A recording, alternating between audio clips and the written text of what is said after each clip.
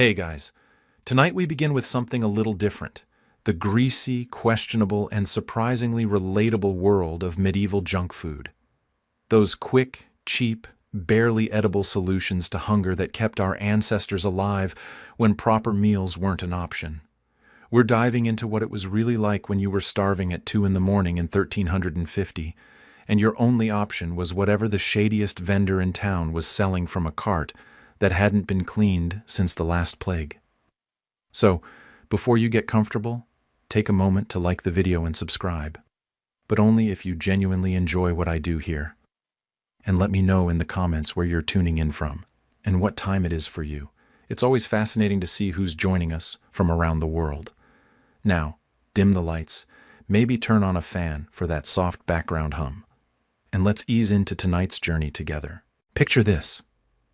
It's past midnight in medieval London.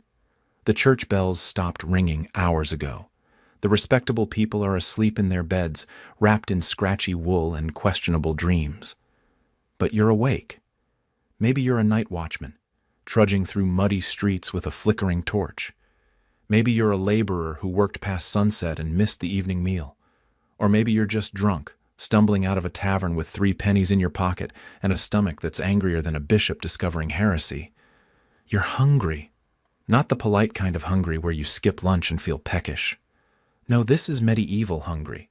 The kind where your stomach feels like it's trying to digest itself, where you'd seriously consider eating your leather belt if you thought you could chew through it.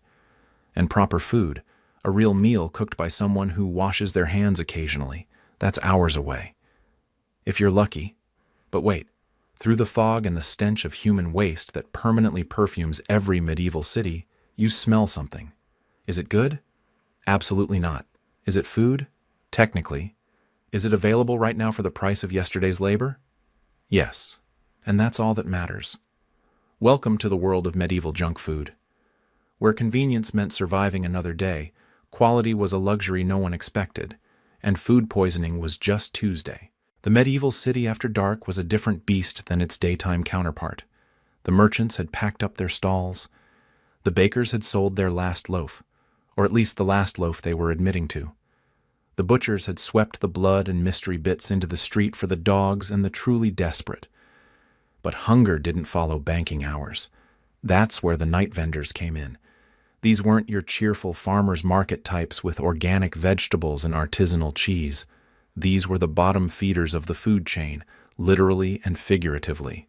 They operated in the shadows, selling things that respectable establishments wouldn't touch during daylight hours.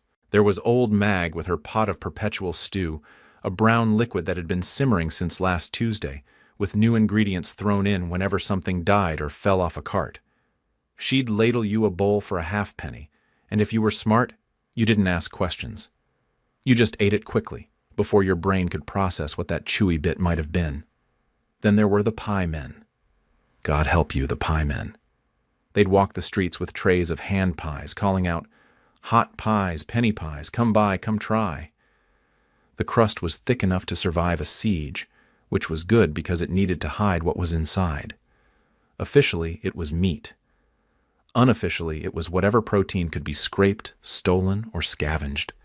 Cat, dog, horse, rat, mystery meat that even the seller couldn't identify. All minced up with enough pepper and old herbs to mask the taste of decay.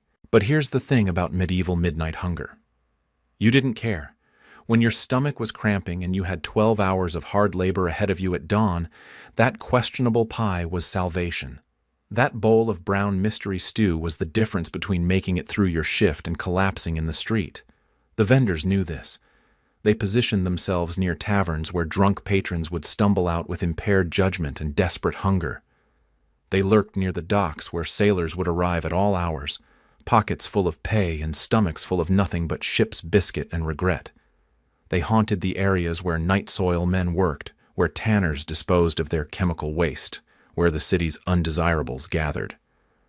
Because that's where their customers were, the desperate, the drunk, the working poor who couldn't afford to be picky. And the food they sold? It wasn't just bad. It was actively dangerous. Without refrigeration, meat spoiled fast. Without health codes, anything could end up in the pot. Without consequences, vendors would sell food that they knew was off, was contaminated, was likely to make you sick. But sick tomorrow was better than starving tonight. This was the birth of fast food, medieval style, not born from convenience or luxury, but from the brutal mathematics of survival. Calories now, consequences later. It was a gamble every time you handed over your penny and took that first bite. Sometimes you won, got enough energy to make it through another day. Sometimes you lost, spent the next 3 days evacuating your entire digestive system while praying to every saint you could remember. But you kept coming back. Because in the medieval world, especially after dark, when your options were limited to what you could afford and what was available at 2 in the morning, junk food wasn't just food. It was hope. Greasy, questionable, possibly toxic hope. But hope nonetheless. Let's talk about the medieval food truck. Except it wasn't a truck. It was usually a guy named William with a wooden tray, questionable hygiene, and meat pies that violated several laws of nature. But when you're standing in a muddy street in 1345 with 2 pennies and a stomach that sounds like a dying cat, William and his horrifying pies start looking like fine dining. The pie was the perfect medieval junk food, portable, relatively cheap, and engineered to hide whatever nightmares lurked within its crusty shell. That crust wasn't just food. It was camouflage, packaging, and preservative all in one. Bakers would make it thick, sometimes an inch or more, using the cheapest flour mixed with whatever else would add bulk: sawdust, ground peas, bean flour, and in particularly desperate times, ground acorns or even clay. This wasn't the flaky, buttery pastry you're imagining. This was edible armor. It needed to be thick enough to hold together when carried around all day in a basket, strong enough to contain its mysterious filling without leaking suspicious juices, dense enough that you couldn't immediately taste that the meat inside had been dead for slightly longer than was strictly advisable. And that filling. Sweet mercy, that filling. The best-case scenario was that it contained the animal advertised. Beef pie might actually contain beef. Pork pie might have seen a pig at some point in its existence. But that was the best case, and medieval street food didn't deal in best cases. The reality was that pie filling was where meat went to hide its shame. That beef might be from a cow that died of disease. That pork could be from a pig that had been eating things pigs shouldn't eat, which in medieval times was basically everything. And that's assuming you were getting the animal you paid for at all. There was no Food and Drug Administration in 1300, no health inspectors, no one checking whether that rabbit pie actually contained rabbit or just whatever small furry creature had been unfortunate enough to get caught. Cats disappeared regularly in medieval cities, dogs too. Rats were free protein if you could catch them. And when minced up with enough onions, pepper, and desperation, who could tell the difference? The spices were crucial, not for flavor, but for deception. Pepper, if the vendor could afford it or steal it, would burn your tongue enough that you couldn't taste the decay. Salt would preserve the meat just barely long enough to sell it. Vinegar might kill some of the bacteria, or at least make you think it might. And herbs, whatever grew wild and free, would add enough confusion to your palate that your brain couldn't quite identify what you were eating. But the true horror was the umble pie. Umbles were the organs, the bits that even medieval butchers considered waste. Hearts, livers, lungs, intestines, all minced together into a paste that looked like something evil and smelled worse. This was the food of the absolutely desperate. The pie you bought when you couldn't even afford mystery meat. It was nutrition in the same way that shoe leather is technically edible. You could digest it, probably, but your body would never forgive you. The vendors who sold these pies were a special breed of entrepreneur. They operated in the gray areas of medieval law, which in fairness was most areas.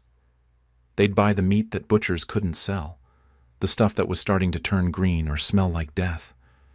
They'd have arrangements with tavern keepers to collect the scraps from last night's dinner. They'd know which bakeries would sell them yesterday's dough for almost nothing. And they'd work the streets like they owned them.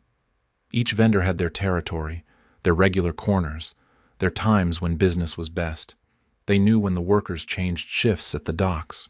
when the taverns closed and disgorged their drunk and hungry patrons, when the night soil men would be desperate enough to buy anything that claimed to be food. They'd call out their wares with voices trained to cut through the medieval urban chaos. Hot pies, fresh pies, penny for a pie. The hot was relative, usually just meant not frozen. The fresh was a complete lie, and the penny was non-negotiable. No credit in the street meat business. You paid up front or you didn't eat. Some vendors got creative with their offerings. There were the coffin pies, rectangular pastries that looked disturbingly like their namesake and contained fillings that might help you need one. There were the bride pies, supposedly filled with sweet meats for celebrations, but more often filled with whatever the vendor could pass off as special. And there were the miraculous self-heating pies, which stayed warm for hours because they were slowly fermenting from the inside. The cookshops were barely a step up from street vendors. These were permanent establishments, if you could call a lean-to with a fire pit an establishment. They'd have a constant pot of something bubbling away. Perpetual stew, they called it, though perpetual mystery was more accurate. The pot never emptied, never cooled, just had new ingredients added as old ones were served. That chunk of meat you were eating might have been in there for a week, slowly dissolving into the collective mass of medieval nutrition. Cookshops catered to workers who didn't have kitchens, which was most workers. They'd serve you a bowl of whatever was in the pot, a hunk of bread that could double as a weapon, and sometimes, if you were very lucky or very unlucky, a cup of ale that had been watered down until it was mostly just dirty water with delusions of grandeur. The proprietors of these establishments were usually women, often widows who had no other means of support. They'd set up shop in the worst parts of town, where rent was cheap and customers were desperate. Their kitchens were dark, smoky hellscapes where food safety was a concept that hadn't been invented yet and wouldn't be for another 500 years. They'd buy their ingredients from whoever was selling cheapest. The vegetables that were too rotten for the market. The grain that was showing signs of ergot but wasn't quite hallucinogenic yet. The meat that even the pie makers wouldn't touch. Everything went into the pot. Waste not, want not, and definitely don't ask what that floating thing is. But here's the thing about medieval street meat and questionable pies. They filled a crucial gap in the food ecosystem. Not everyone could afford to buy fresh ingredients and cook at home. Not everyone had a home to cook in. Not everyone had time between working 16-hour days to prepare proper meals. These vendors, as horrifying as their offerings were, kept the working poor of medieval cities fed. Sort of. Barely. With significant risk of intestinal distress. They were the first fast food industry, born not from innovation, but from necessity. They proved that humans would eat almost anything if it was cheap, convenient, and claimed to be food. They established the eternal equation of urban life. Time plus hunger minus money equals whatever someone's willing to sell you from a cart. The medieval tavern at closing time was a special kind of purgatory. The rushes on the floor had absorbed their maximum capacity of spilled ale, vomit, and substances best left unidentified. The air was thick enough to chew, a combination of wood smoke, body odor, and the persistent smell of fermentation that seemed to seep from the walls themselves.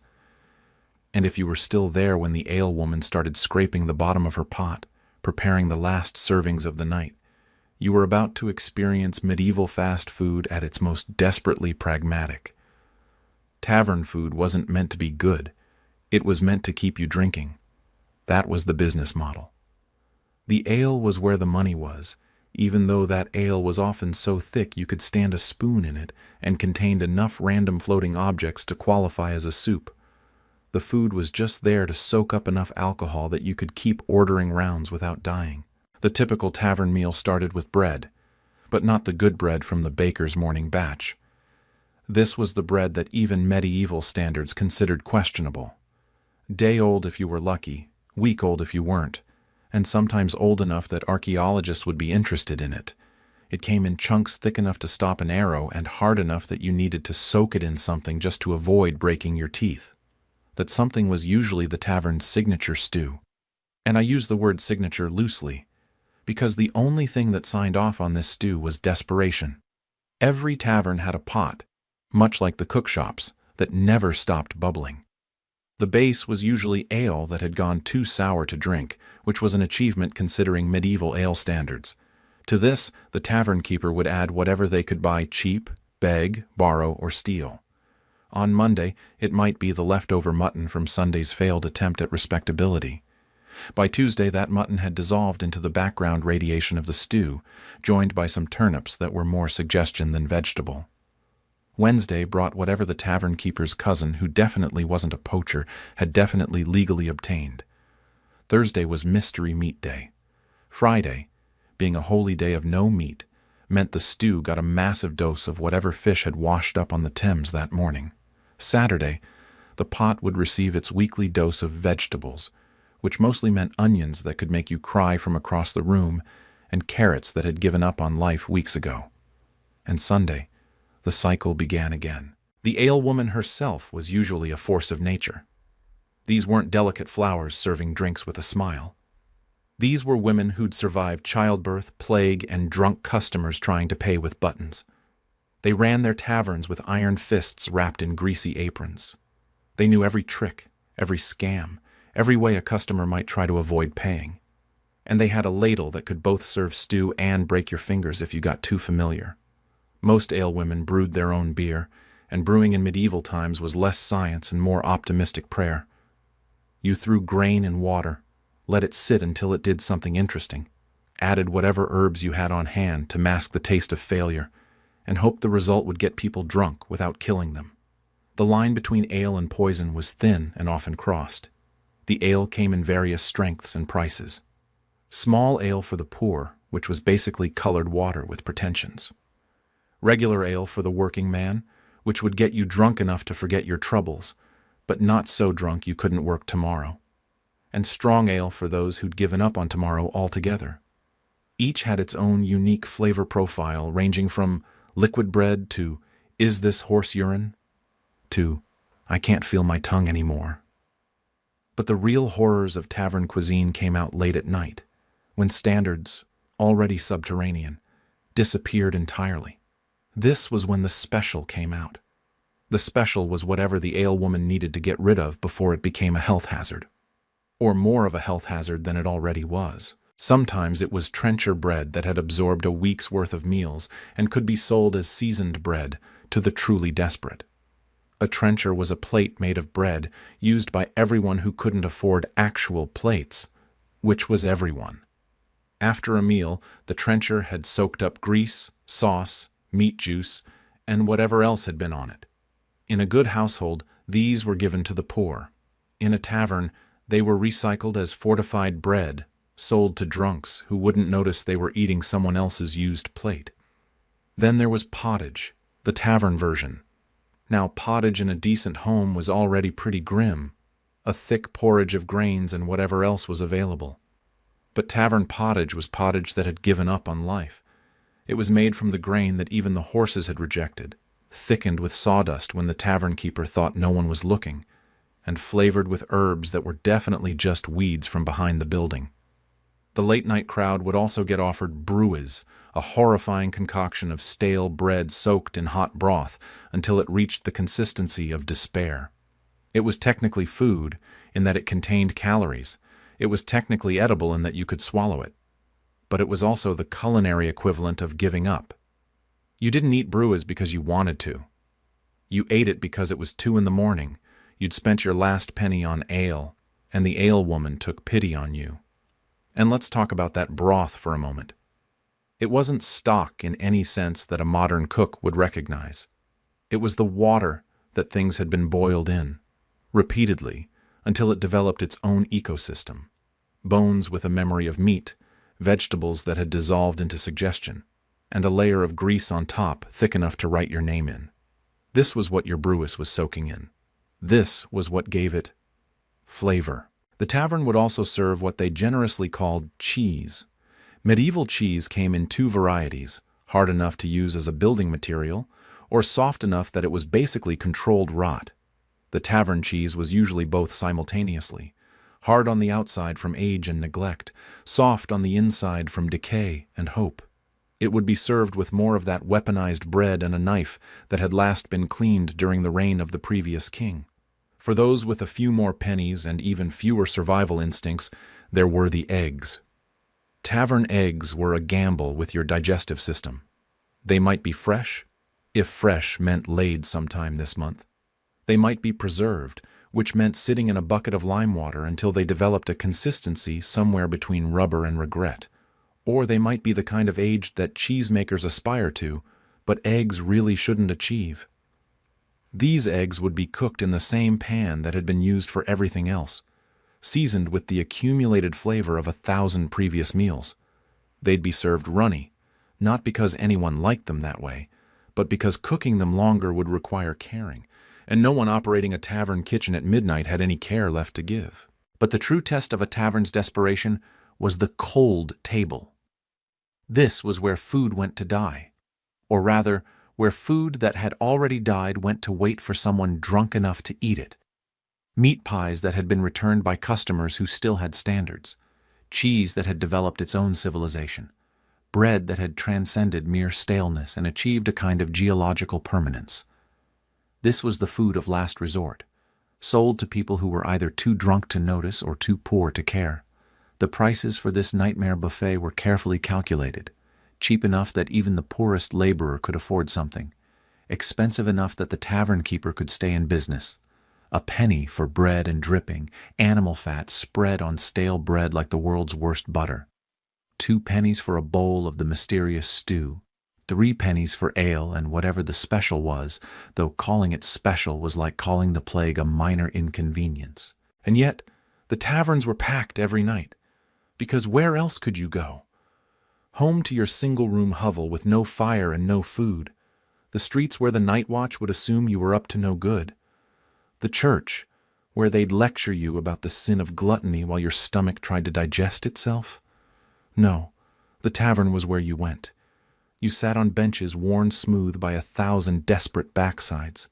You ate food that would make a modern health inspector weep. You drank ale that was more biology experiment than beverage, and you were grateful for it, because in the medieval world, having any food at all was better than the alternative. The alewoman would serve you with the weary efficiency of someone who'd seen it all, and was impressed by none of it. She'd slop your stew into a wooden bowl that had been cleaned by being wiped with a rag that had seen better centuries. She'd slam down your ale in a leather tankard that added its own special flavor to every drink, and she'd extend her hand for payment before you'd even tasted anything, because she knew that once you did, you might try to leave without paying. But here's the beautiful, horrible truth about tavern food. It worked. It filled bellies, even if it also filled them with regret. It provided calories, even if those calories came with a side of intestinal distress. It gave people a place to eat when eating at home wasn't an option. And it created a sense of community, even if that community was united mainly by shared suffering and questionable food safety standards.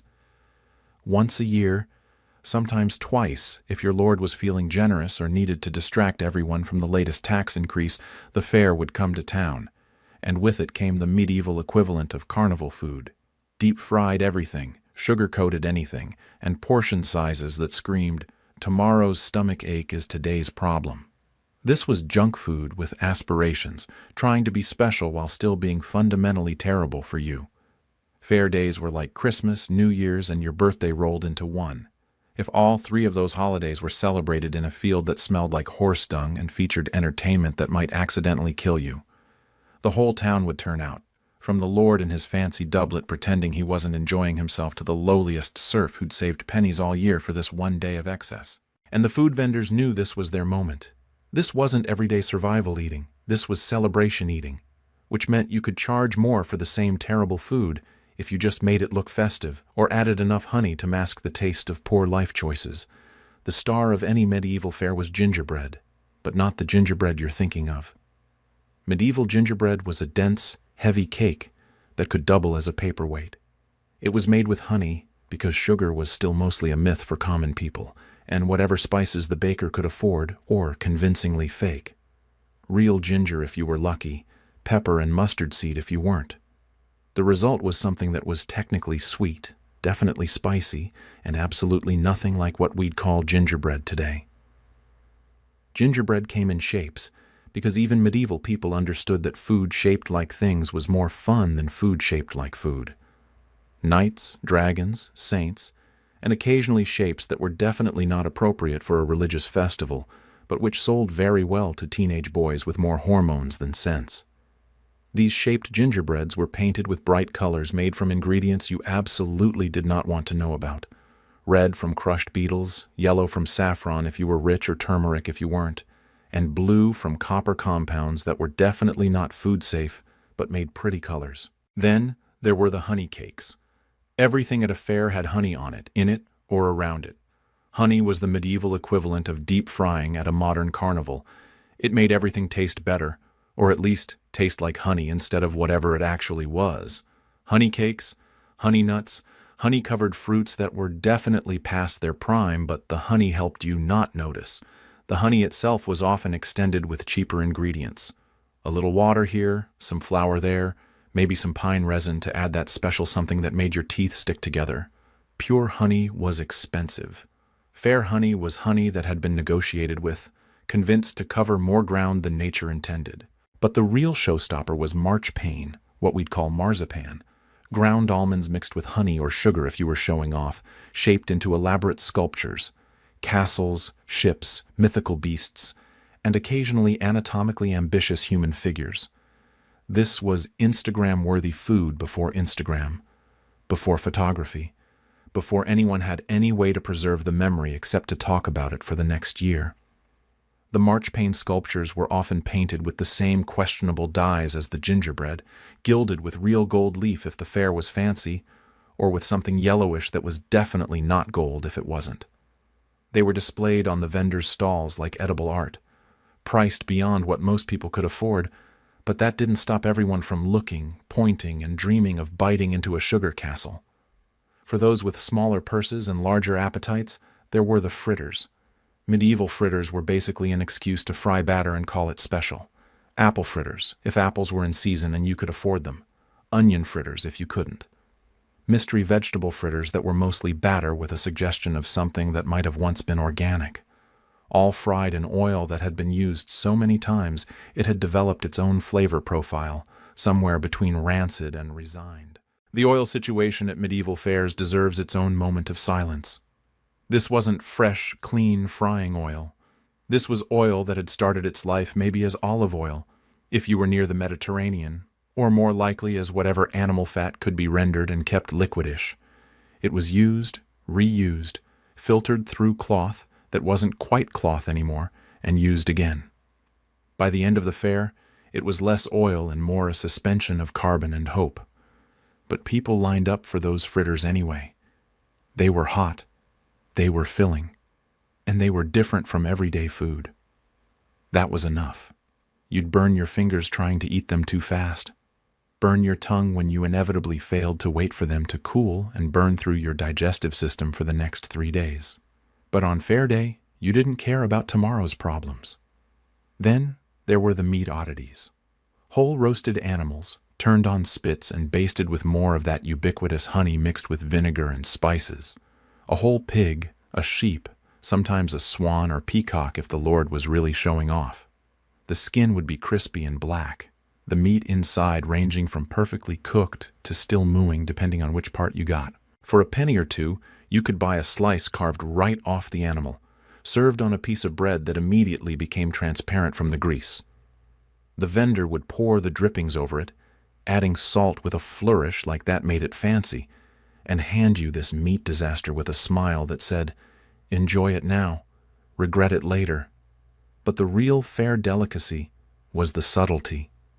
These were elaborate dishes that were more performance art than food. A peacock roasted and then redressed in its feathers. A swan that appeared to be swimming in a lake of jelly. A castle made entirely of meat pies. These weren't meant to be eaten, not really. They were meant to be admired, to show off the wealth and sophistication of whoever was hosting the fair. Except they were eaten, eventually. After sitting out all day in the medieval sun, attracting flies and developing new forms of bacteria, these elaborate constructions would be broken down and distributed to the crowd.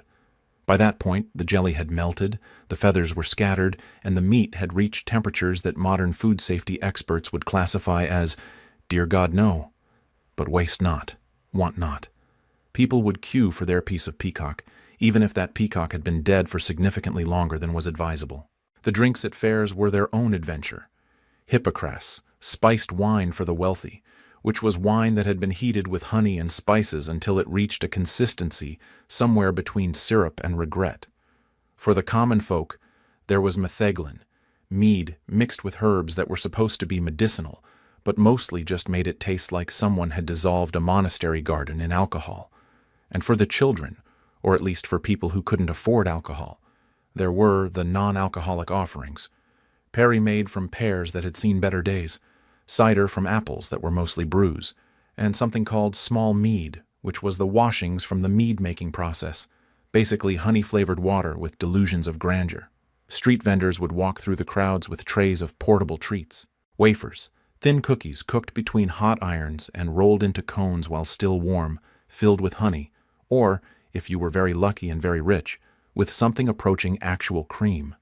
These wafers were the medieval equivalent of ice cream cones, except instead of ice cream, you got whatever semi-liquid sweetness the vendor had on hand.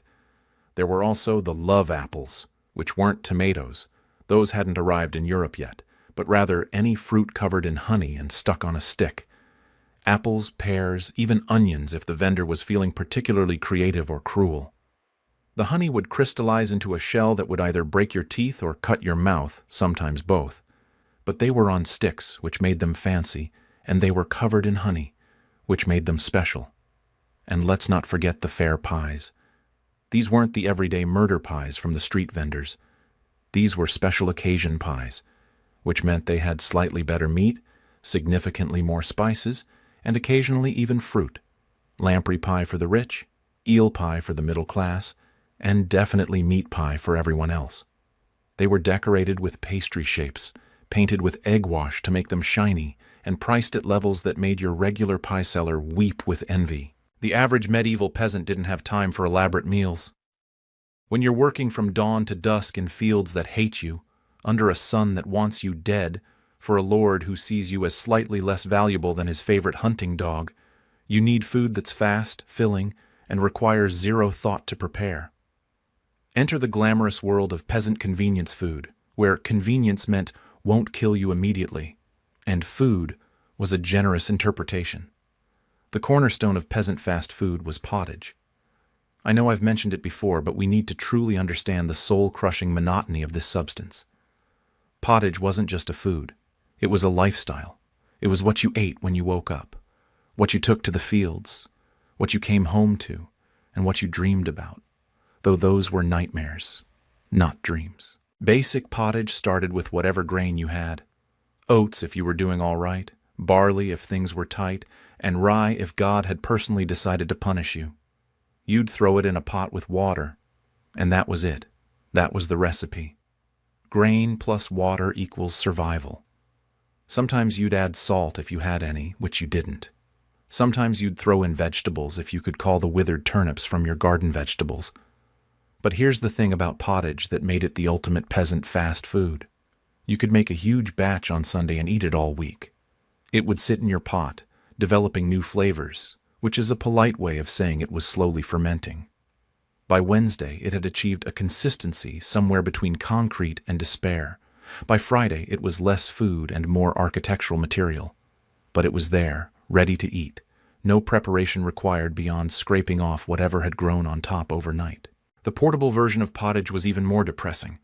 You'd take your cold, congealed pottage and form it into balls or cakes. These would harden into something you could carry to the fields. They were water-resistant, impact-resistant, and taste-resistant. You could drop one from a considerable height, and it would bounce. You could use it as a weapon in a pinch. You could probably build a small shelter with enough of them. Peasants would carry these pottage balls wrapped in cloth, if they had cloth, or just in their hands if they didn't.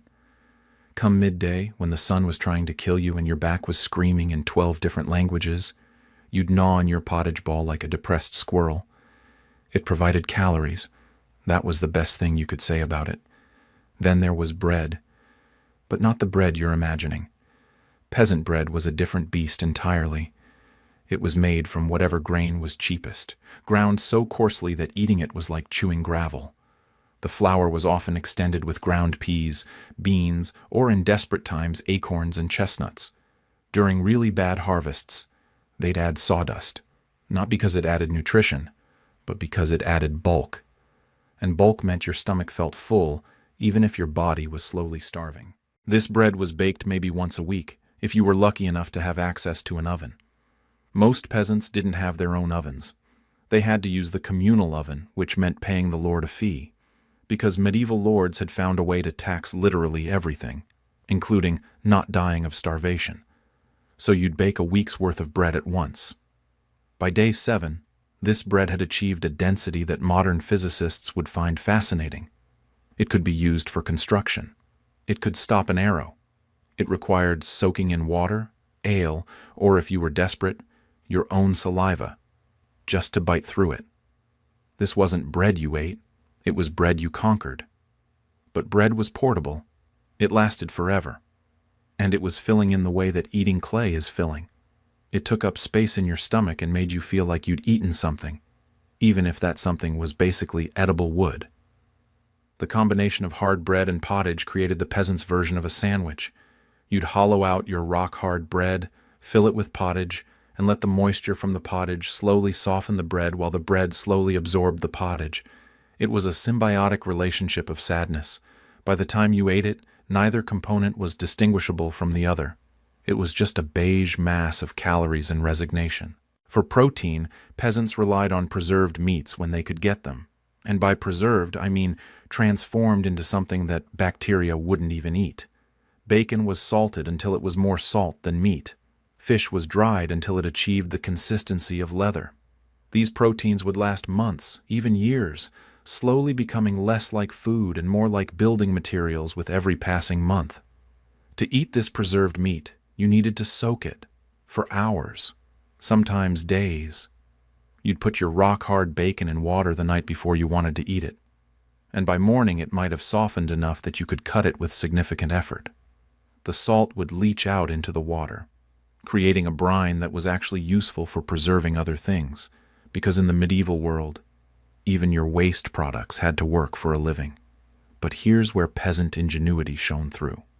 They'd take this leather bacon, chop it into tiny pieces that were easier to chew, and throw it into their pottage. The salt would flavor the whole pot. The fat would add richness, or at least the memory of richness. And the meat would provide protein, even if that protein had long ago given up any pretense of being actual meat.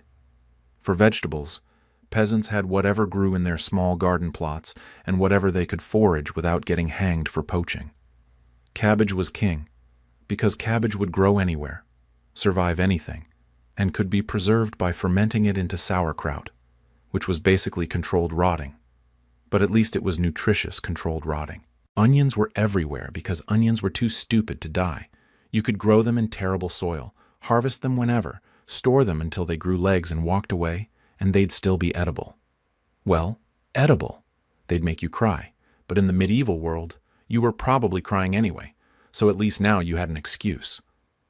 Wild herbs were free protein if you knew where to look and didn't mind the risk. Nettles could be boiled into submission. Dandelions were everywhere and entirely edible, even if they tasted like disappointment. Wild garlic could flavor your pottage and also ensure no one stood too close to you, which in medieval times was actually a health benefit. But the real fast food innovation of medieval peasants was the everything pie. Not a pie in the sense of pastry and filling, but a pie in the sense of everything we have goes into one container and we hope for the best. You'd take your stale bread, soak it in pottage, add whatever vegetables were dying in your garden, throw in any protein you could find, which sometimes meant insects were on the menu, and bake it all together if you had access to heat, or just let it congeal if you didn't. This created a sort of savory pudding that was simultaneously everything and nothing.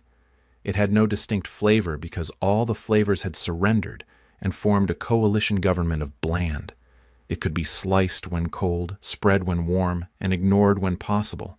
But it used every scrap of food you had, could be made in advance, and would last for days without getting noticeably worse because it started at rock bottom.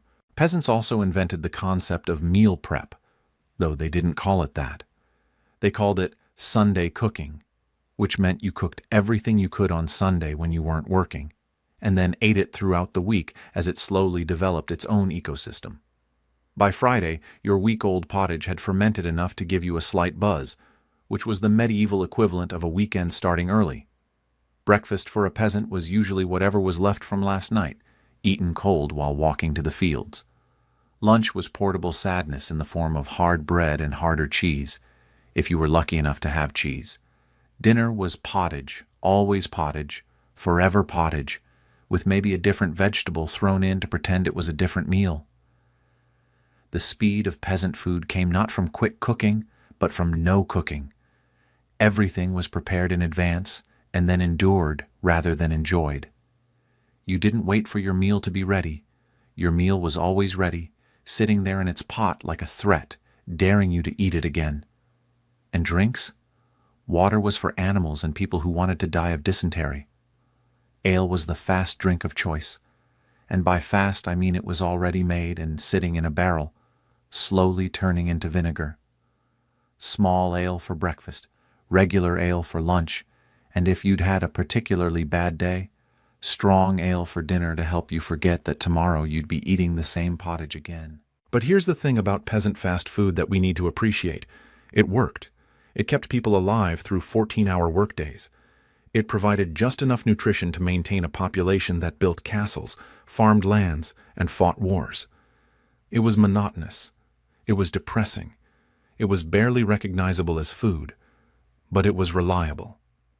And in a world where famine could strike at any moment, where your lord could take your harvest, where disease could wipe out your family, reliable was revolutionary. Medieval food preservation was less science and more dark magic mixed with desperate hope. When you live in a world without refrigeration, where winter means no fresh food for months, and where one bad harvest could mean starvation, you learn to preserve everything. And by preserve, I mean transform food into something that bacteria might think twice about eating, though you still had to eat it yourself. Salt was the king of preservation, assuming you could afford it. Salt was so valuable it was sometimes used as currency, which meant preserving your food was literally eating your money. But if you had it, you used it on everything. Meat, fish, vegetables, probably your children if they stood still long enough. The salting process was aggressive. You didn't sprinkle salt on meat. You buried it, completely, for weeks. The salt would draw out every drop of moisture, creating meat jerky that could survive the apocalypse, but required the jaw strength of a hyena to chew. This wasn't preserved meat so much as meat that had been mummified, achieving a kind of horrible immortality. But here's the problem with medieval salt. It wasn't pure white table salt. It was gray, chunky, and came with its own ecosystem. Sea salt contained bits of seaweed, sand, and occasionally small sea creatures who'd gotten caught in the evaporation process. Rock salt had minerals that turned your meat interesting colors, and all of it had a tendency to attract moisture, which meant your carefully preserved meat could suddenly decide to start rotting anyway. The amount of salt required was staggering. To properly preserve a pig for winter, you'd need almost as much salt as pig, which meant that for most peasants, pure salt preservation was a fantasy. Instead, they'd use a combination of salt and smoke, creating a preservation tag team that worked through the principle of making meat so unpleasant that even bacteria didn't want it. Smoking was the poor man's preservation method. You'd hang your meat in a chimney or specially built smokehouse, which was usually just a shed with a fire pit and no ventilation. The meat would hang there for days, weeks sometimes, slowly turning into leather while absorbing enough smoke to make it taste like you were chewing on burnt wood. The wood you used for smoking mattered, allegedly. Applewood gave a sweet smoke, oak was traditional, and pine was what you used when you'd given up on life. But let's be honest, most people used whatever wood they could find, which meant their smoked meat tasted like a combination of everything that had ever burned in their vicinity. But smoking had a secret danger: creosote. The same tar-like substance that builds up in chimneys would also build up on your meat. Eating too much of it could cause all sorts of health problems, from stomach issues to cancer, though medieval people just called it the burning sickness and assumed it was demons. Then there was pickling, which in medieval times meant drowning food in vinegar and praying. The vinegar was usually made from wine that had gone bad, which in medieval times was most wine. You'd submerge vegetables, eggs, even meat in this caustic liquid and hope the acid would kill anything dangerous before it killed your taste buds. Medieval pickled eggs were particularly horrifying. They'd sit in vinegar for months, turning rubbery and gray, developing a texture like a rubber ball and a taste like punishment. But they'd last forever, or at least long enough that you'd wish they hadn't. Pickled fish was even worse. The fish would dissolve partially in the acid, creating a sort of fish vinegar soup that was technically edible in the same way that leather is technically edible. But the real adventure in medieval preservation was fermentation, not the controlled, careful fermentation we do today. Medieval fermentation was more like biological warfare, where you weren't sure which side would win. Sauerkraut was the success story. Cabbage packed in salt and its own juices, left to ferment until it achieved a sourness that could strip paint. It was nutritious, lasted forever, and only smelled like death for the first few weeks. After that, you got used to it, or your nose gave up, one of the two. But then there were the fermentation failures. Vegetables that didn't ferment so much as decompose, grain that developed ergot, a fungus that caused hallucinations, convulsions, and occasionally made entire villages think they were being attacked by witches, cheese that was supposed to age, but instead developed its own civilization. Fish fermentation was its own special hell. The Norse had their hakarl, shark buried in sand for months until it fermented into something that smelled like ammonia and tasted like regret. The English had their fermented herring, which was basically fish left in barrels, until it liquefied into a paste that could be spread on bread if you hated yourself enough. The worst was probably surströmming, fermented Baltic herring that was so pungent it could clear a room faster than a fire. The fermentation process created gases that would bulge the storage containers, and opening one was like unleashing a biological weapon. But it was protein that lasted through winter, and in medieval times that made it worth the assault on human dignity. Drying was theoretically the safest preservation method.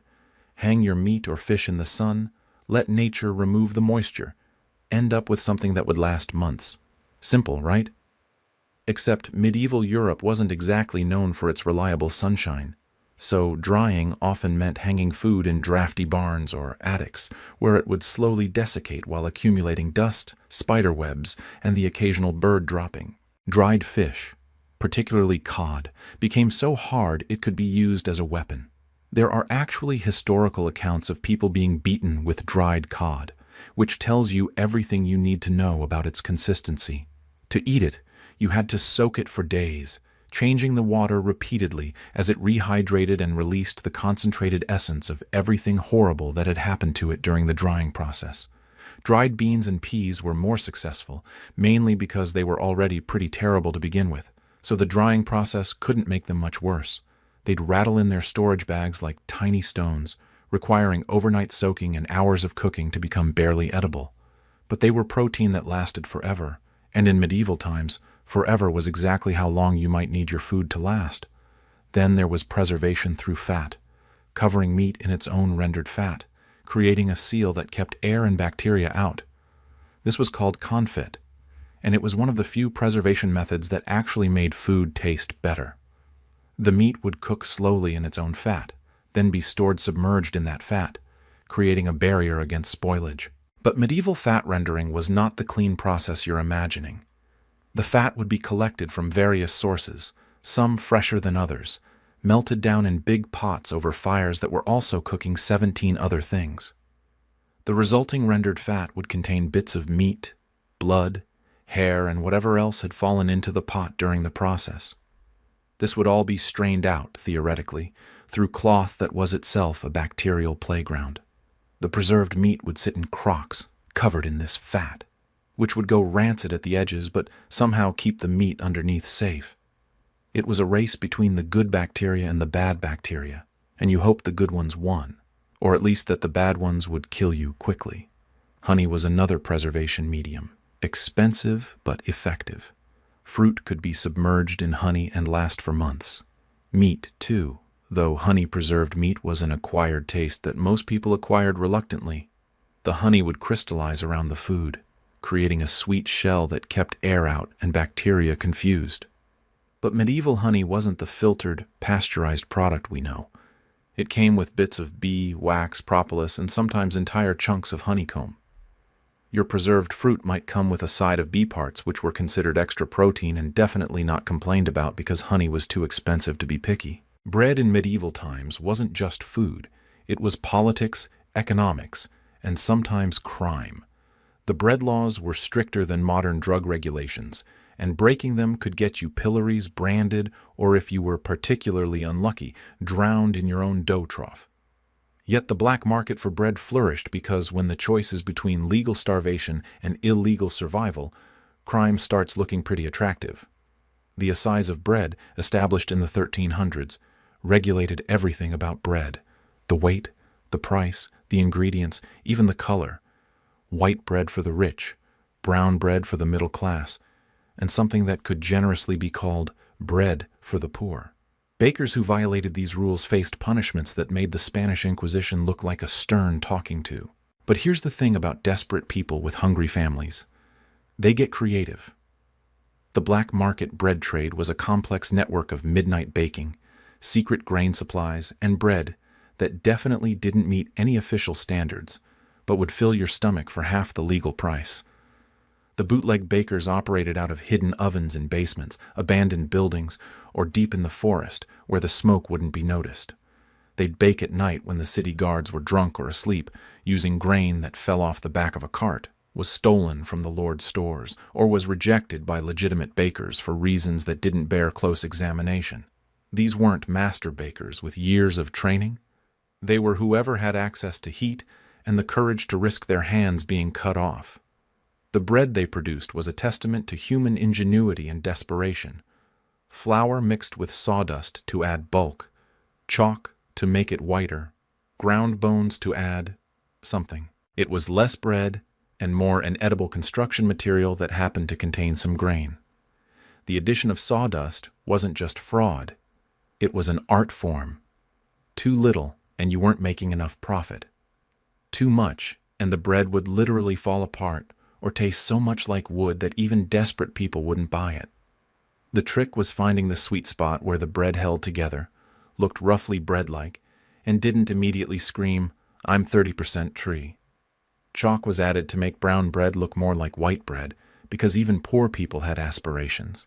The chalk would make the bread heavier, which was actually a selling point since bread was sold by weight. It would also cause digestive issues that ranged from mild discomfort to, "I think my intestines are trying to escape." But that was tomorrow's problem. Ground bones were a special addition. They added calcium, technically making the bread more nutritious. They also added a certain grittiness and a flavor that was hard to describe, but easy to regret. The bones came from wherever bones could be acquired, and in medieval times you didn't ask too many questions about bone sourcing. But the real innovation in black market bread was the use of alternative grains. When wheat was too expensive or too heavily guarded, bootleg bakers turned to whatever would ferment: acorns, ground and mixed with a little real flour; chestnuts, which actually made decent bread if you ignored the texture; bean flour, pea flour, and in one particularly creative case, ground dried turnips mixed with fermented barley. The fermentation process for black market bread was also special. Legal bakers had proper yeast, carefully maintained starters that had been passed down through generations.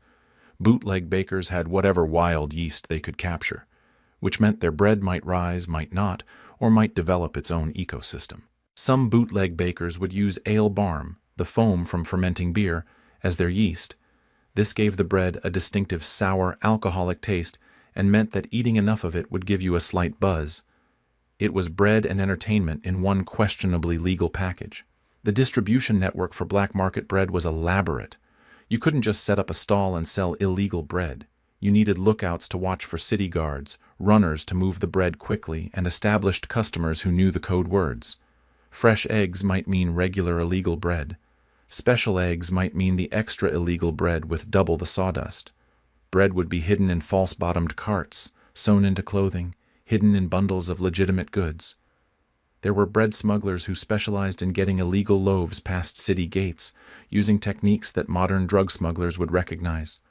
Hollowed-out vegetables filled with bread shaped and painted to look like other things, even children trained to hide small loaves under their clothes and walk through checkpoints looking innocent. The customers for black market bread weren't criminals. They were ordinary people who couldn't afford legal bread.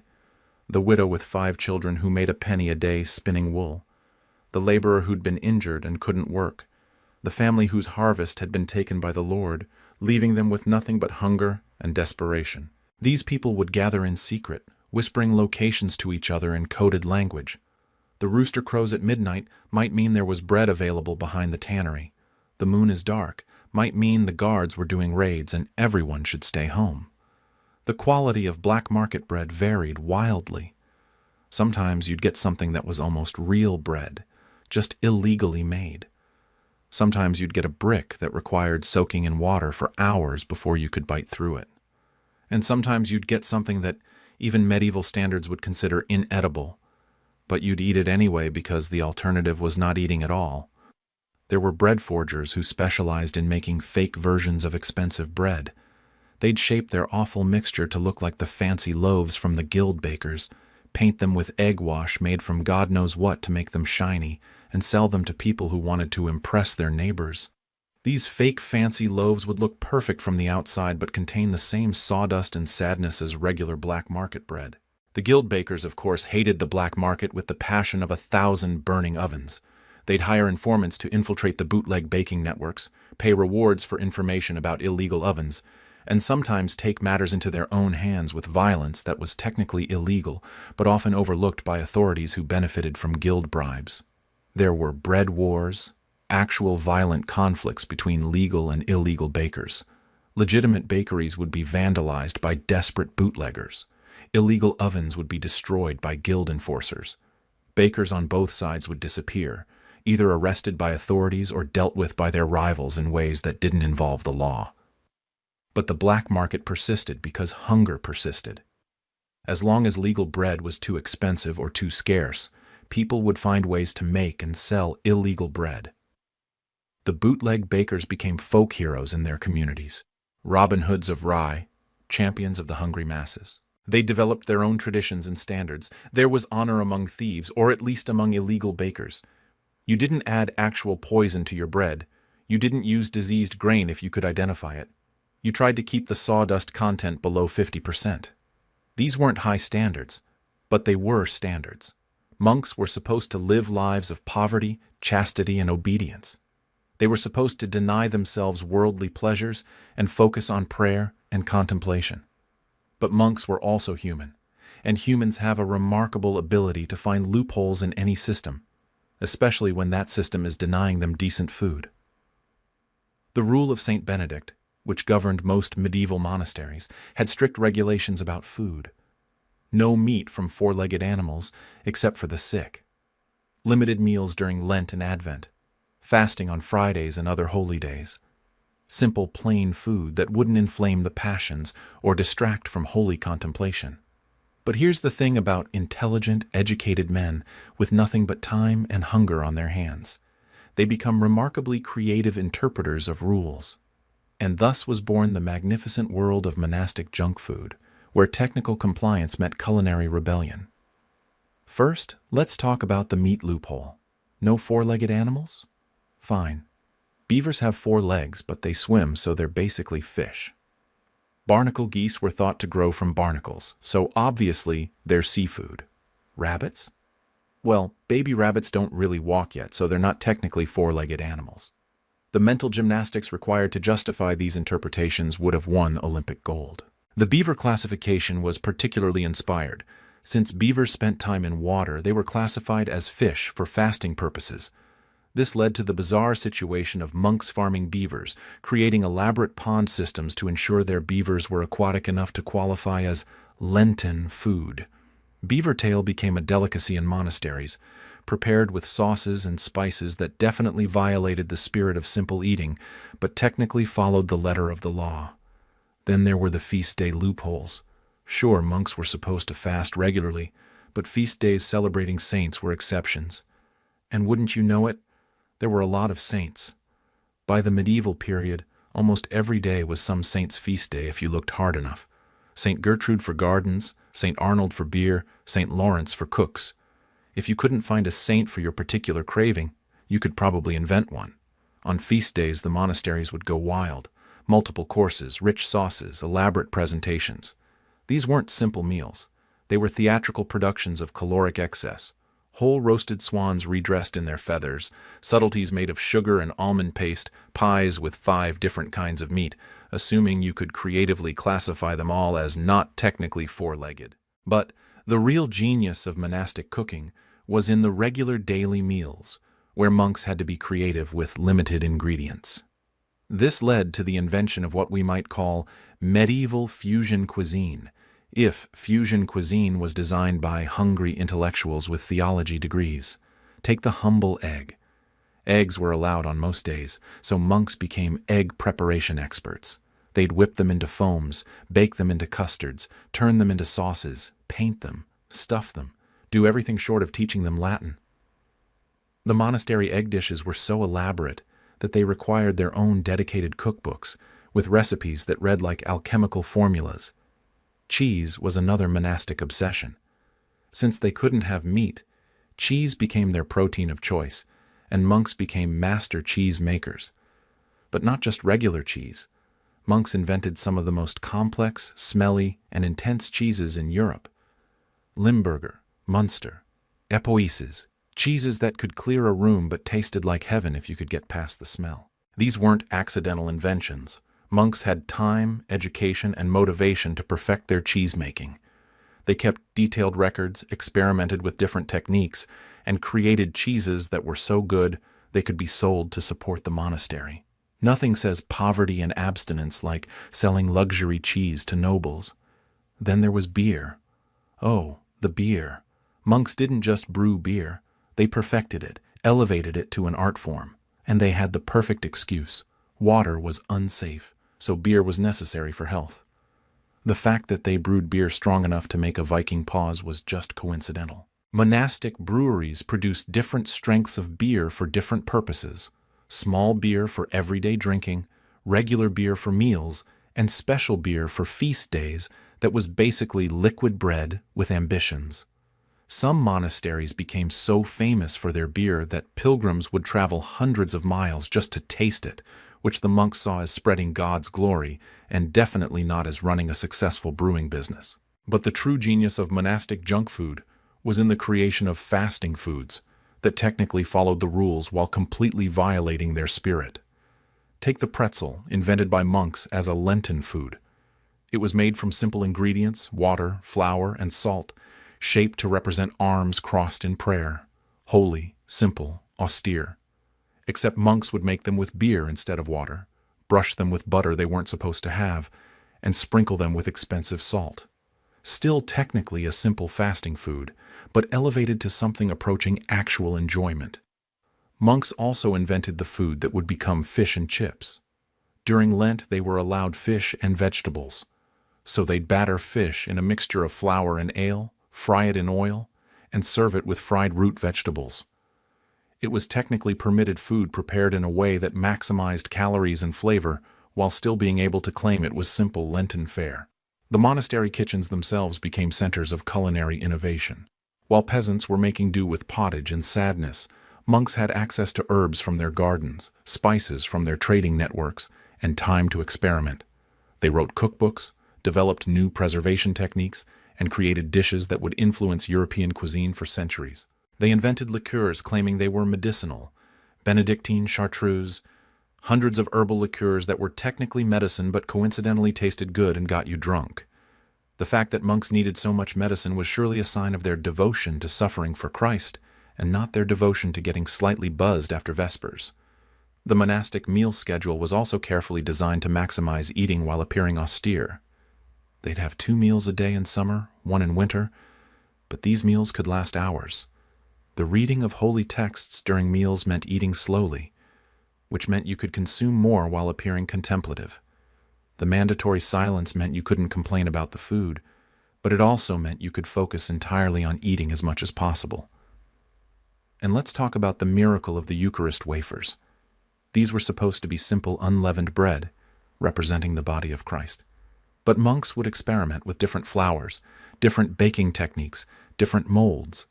Some monasteries became famous for their particularly delicious communion wafers, which seems to miss the point but shows the level of culinary obsession in monastic communities. The herbs and vegetables from monastery gardens were another source of creative interpretation. The rule said simple vegetables, but it didn't specify how those vegetables should be prepared, so monks would stuff vegetables with cheese and eggs, layer them in complex pies, turn them into rich sauces. A cabbage is still a cabbage even if it's been stuffed with 17 other ingredients and baked in butter. The medieval castle kitchen was a universe of excess and waste, where more food was thrown away in a single feast than a peasant family would see in a year. But that waste didn't just disappear. It trickled down through the social hierarchy in a complex ecosystem of leftovers, creating a weird parallel food economy where yesterday's noble banquet became today's servant meal, tomorrow's beggar's feast, and next week's mysterious pie filling. Let's start at the top. A noble feast was performance art with food. Dozens of courses, each more elaborate than the last. Whole roasted animals, towering subtleties of sugar and pastry, enough bread to build a small house. The nobles would pick at each course, taking a bite here, a nibble there, because actually eating everything would be considered crude. Showing you could afford to waste food was the medieval equivalent of lighting cigars with $100 bills. But the moment the nobles pushed back from the table, the real feast began. The high-ranking servants got first pick of the leftovers. The steward, the chamberlain, the master of horse. They'd descend on the remains like well-dressed vultures. They got the barely touched capons, the mostly intact pies, the bread that had only been used as a plate once. These servants would take their prizes back to their own quarters, where they'd either eat them or, more commonly, sell them. There was a brisk trade in noble leftovers. A pie from the Lord's table could be sold for enough to feed a servant's family for a week. That half-eaten swan could be resold to a merchant who wanted to impress his guild. It was trickle-down economics, medieval style, where instead of wealth, you got yesterday's goose. Next came the middle-ranking servants, the ladies' maids, the pages, the skilled craftsmen who kept the castle running. They got the second-tier leftovers, the meat that had been carved from, the pies with pieces missing, the bread that had been used as trenchers and was now soaked with meat juices and sauce. This wasn't pristine food, but it was still better than anything they could afford on their wages. These servants had their own hierarchy of leftover distribution. The lady's maid who dressed the countess got better leftovers than the one who emptied chamber pots. The page who served wine got first pick over the one who held horses. It was a complex social structure based entirely on proximity to garbage, which, when you think about it, describes a lot of medieval society. Then came the lower servants, the scullery maids, stable boys, the people who did the actual work of keeping the castle functional. They got what was left after everyone else had picked through it. The bones with scraps of meat, the bread that was more sauce than bread, the mysterious bits that no one could quite identify but were probably edible. These servants would pool their leftovers, creating communal meals that were like potluck dinners from hell. Everyone would contribute whatever they'd managed to scavenge, throw it all in a pot and hope for the best. The resulting stew would contain everything from peacock to porridge, a socio-economic cross-section of the feast rendered into brown liquid. But we're not done descending the leftover hierarchy. After the servants came the beggars who waited at the castle gates. They got what was considered actual garbage, food that had been dropped, stepped on, or left out too long. But in medieval times, the 5-second rule was more like the 5-day rule, so this food still had takers. The beggars had their own complex system of food distribution. The blind and lame got first pick, because even beggars had standards. The able-bodied poor came next. Then anyone else who was hungry enough to eat food that had gone through more hands than a borrowed penny. Some monasteries would collect noble leftovers and turn them into charity meals for the poor. They'd take all the feast remains, regardless of what they were or how long they'd been sitting around, throw them in massive cauldrons, and create a sort of everything soup. It might contain fish, fowl, and beast in the same pot, violating every dietary law simultaneously. But hunger doesn't care about religious dietary restrictions. But here's where it gets really interesting. Some servants developed a side business in leftover management. They'd carefully preserve the best bits, smoke them, salt them, pickle them, and sell them days or weeks later. That fancy sturgeon from the Duke's birthday? 2 weeks later, it's been smoked, sliced thin, and is being sold as noble fish to merchants who want to pretend they're eating like aristocrats. Kitchen servants were particularly creative. They had access to the food before it even reached the table, which meant they could practice what we might call preemptive leftovering. That roast that looks a bit smaller than it should? Well, a piece might have fallen off during cooking. That pie that's missing from the dozen that were made must have burned and been thrown away. These disappeared foods would resurface in taverns and cookshops, sold as castle-style meals to gullible customers who wanted a taste of the high life. The fact that the meat was tough, the pie was mostly crust, and everything tasted faintly of desperation was apparently part of the authentic castle experience. The bones from noble feasts had their own economy. After being picked clean by various levels of servants, they'd be sold to soup makers who'd boil them for stock. Then they'd be sold again to farmers who'd grind them for fertilizer. A single bone might pass through a dozen hands, each extracting whatever value remained, until finally it ended up enriching someone's turnip field. Even the grease had value. The fat that congealed on top of washing water would be skimmed off and sold as cooking fat to the poor. The fact that this grease might contain soap, dirt, and unidentifiable particles was just extra flavor. It was recycling taken to an extreme that would make modern environmentalists proud and modern health inspectors faint. The trenchers, those bread plates that nobles ate off, were particularly prized leftovers.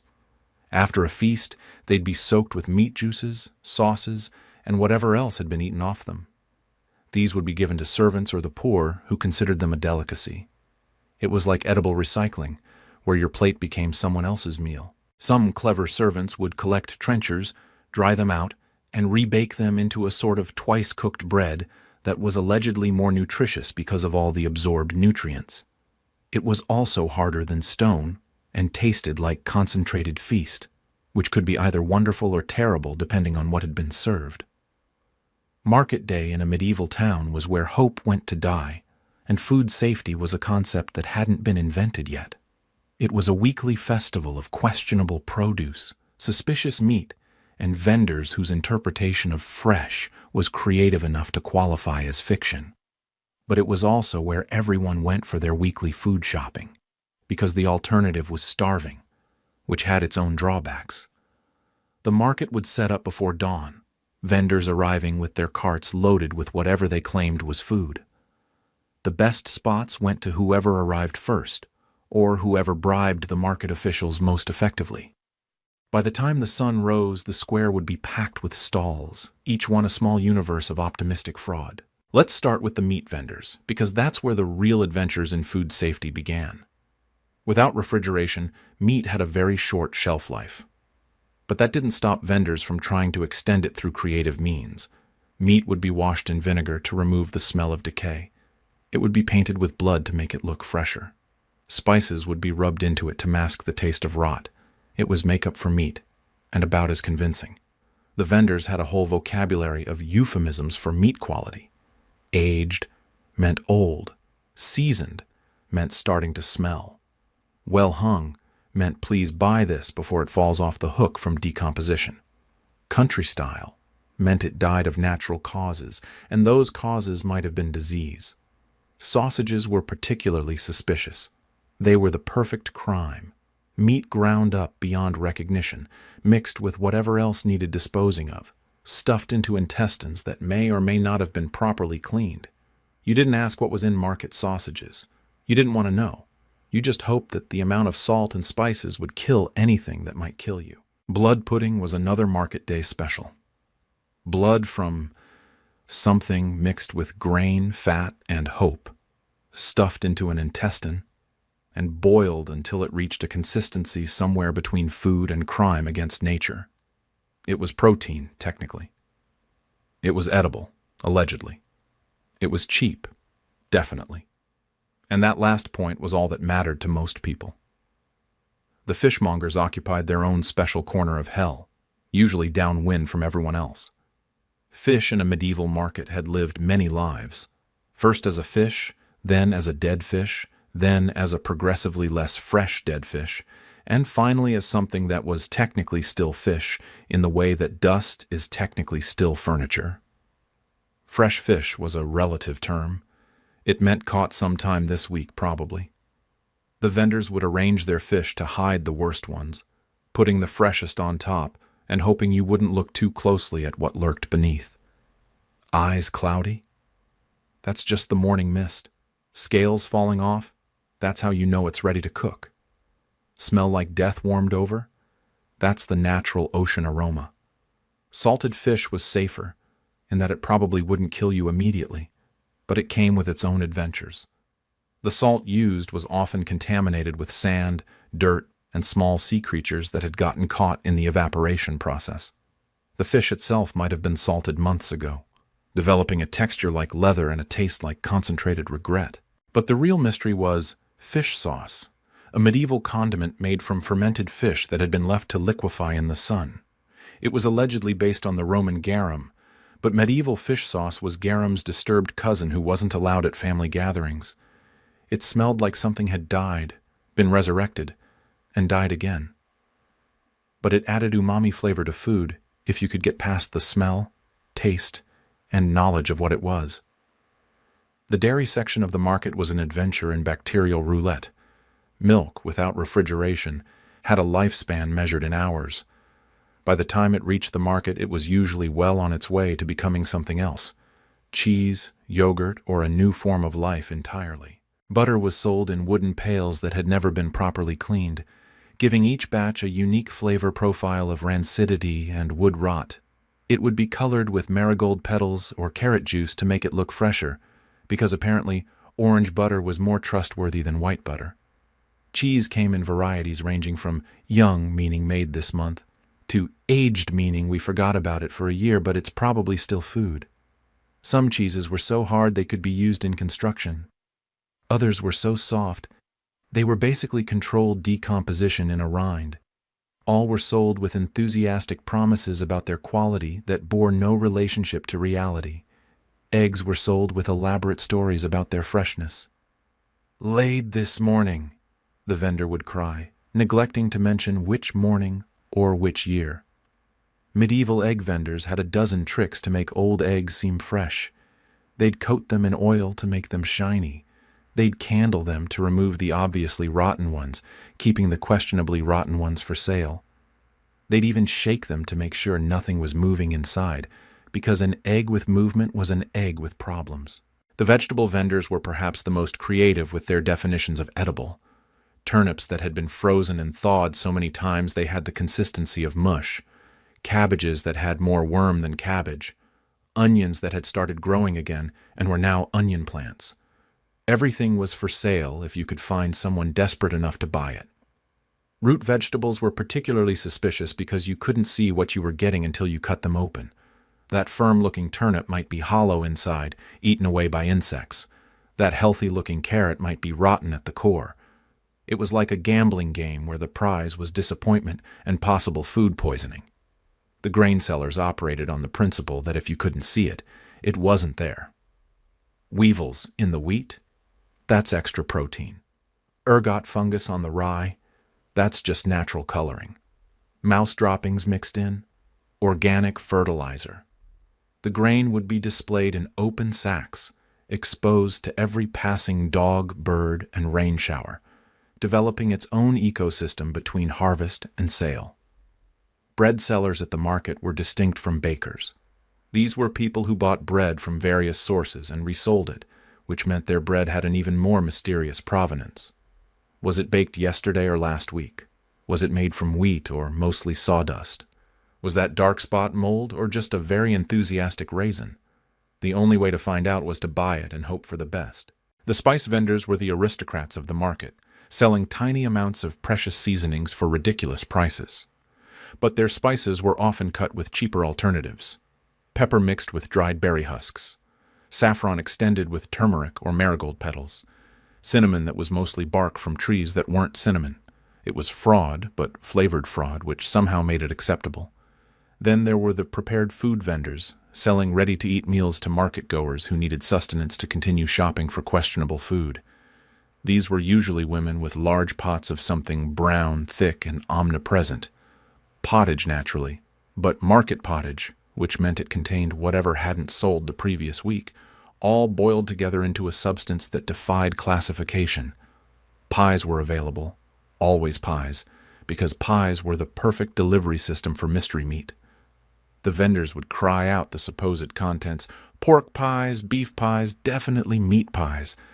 But everyone knew that market day pies were where old meat went to hide its shame under a thick crust and enough pepper to burn away your ability to taste. Drinks were sold from barrels that had seen better decades, ale that was more vinegar than alcohol, cider that had fermented into something approaching wine but hadn't quite made it, mead that was mostly water with delusions of honey, all served in shared cups that were rinsed between customers if you were lucky, wiped on an apron if you weren't. The market also featured traveling food vendors who appeared mysteriously and disappeared just as quickly, usually one step ahead of food poisoning complaints. They sold exotic foods from foreign lands, or at least foods they claimed were from foreign lands. Byzantine sauce that was just local vinegar with extra herbs. Saracen sweets that were regular honey cakes with different shapes. Northern delicacies that were fish so preserved in salt they'd achieved immortality. The real excitement came when someone got caught cheating too obviously. A butcher selling dog as mutton, a baker whose bread was more sawdust than flour, a dairymaid whose milk was mostly water with chalk for color. The pillory awaited these entrepreneurs, where they'd be pelted with their own products by customers who'd been victims of their fraud. But here's the thing about medieval markets. Everyone knew everything was terrible. The vendors knew they were selling garbage. The customers knew they were buying garbage. The officials knew everyone was selling and buying garbage. It was a complex dance of mutual deception, where everyone pretended things were better than they were because the alternative was acknowledging that this was as good as it got. Let's be clear about something. Medieval people weren't constantly drunk because they were party animals. They were constantly drunk because the alternative was dying of dysentery. When your choice is between beer that might make you tipsy and water that will definitely give you cholera, you learn to embrace the buzz. Water in medieval times wasn't just unsafe, it was actively hostile to human life. Rivers were where people dumped their waste, washed their clothes, watered their animals, and occasionally threw their dead. Wells were contaminated by seepage from latrines, graveyards, and whatever else was buried nearby. Rainwater collected in barrels that also collected dead birds, insects, and algae. Drinking water was essentially playing Russian roulette with 5 bullets in the chamber. So, everyone drank alcohol. Everyone. Children got small beer for breakfast. Pregnant women drank ale. Monks drank wine. The sick were given strong beer as medicine. It wasn't alcoholism. It was survival. The alcohol killed enough bacteria to make the drink safer than water, though safer was a relative term that still left plenty of room for disaster. Small beer was the everyday drink. It had about as much alcohol as modern kombucha, just enough to kill bacteria but not enough to impair function. Much. Workers would drink it all day, starting with breakfast and continuing until they collapsed at night. A typical laborer might consume 8 pints of small beer daily, which explains both how they survived and why medieval construction projects took so long. Regular ale was stronger, saved for evening meals and days off. This had enough alcohol to actually get you drunk, which was often the point. After 14 hours of back-breaking labor, a few pints of ale made the pain go away, or at least made you stop caring about it.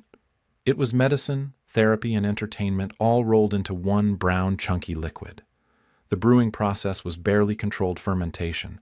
Grain was malted, which meant letting it sprout until it developed sugars, then dried to stop the process.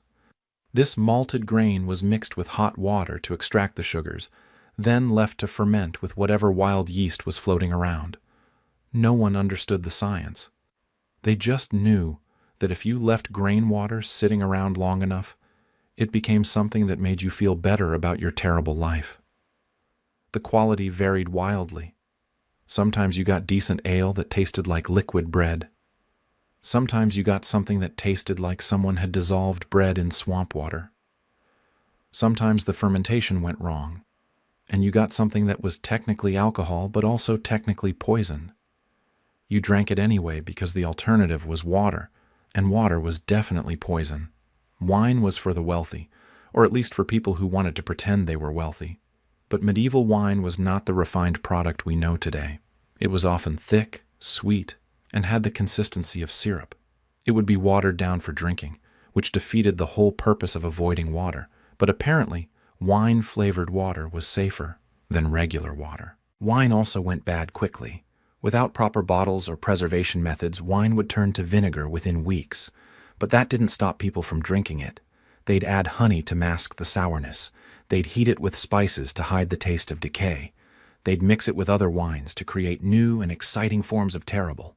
It was sommelier's nightmare, but it got you drunk, and that was what mattered.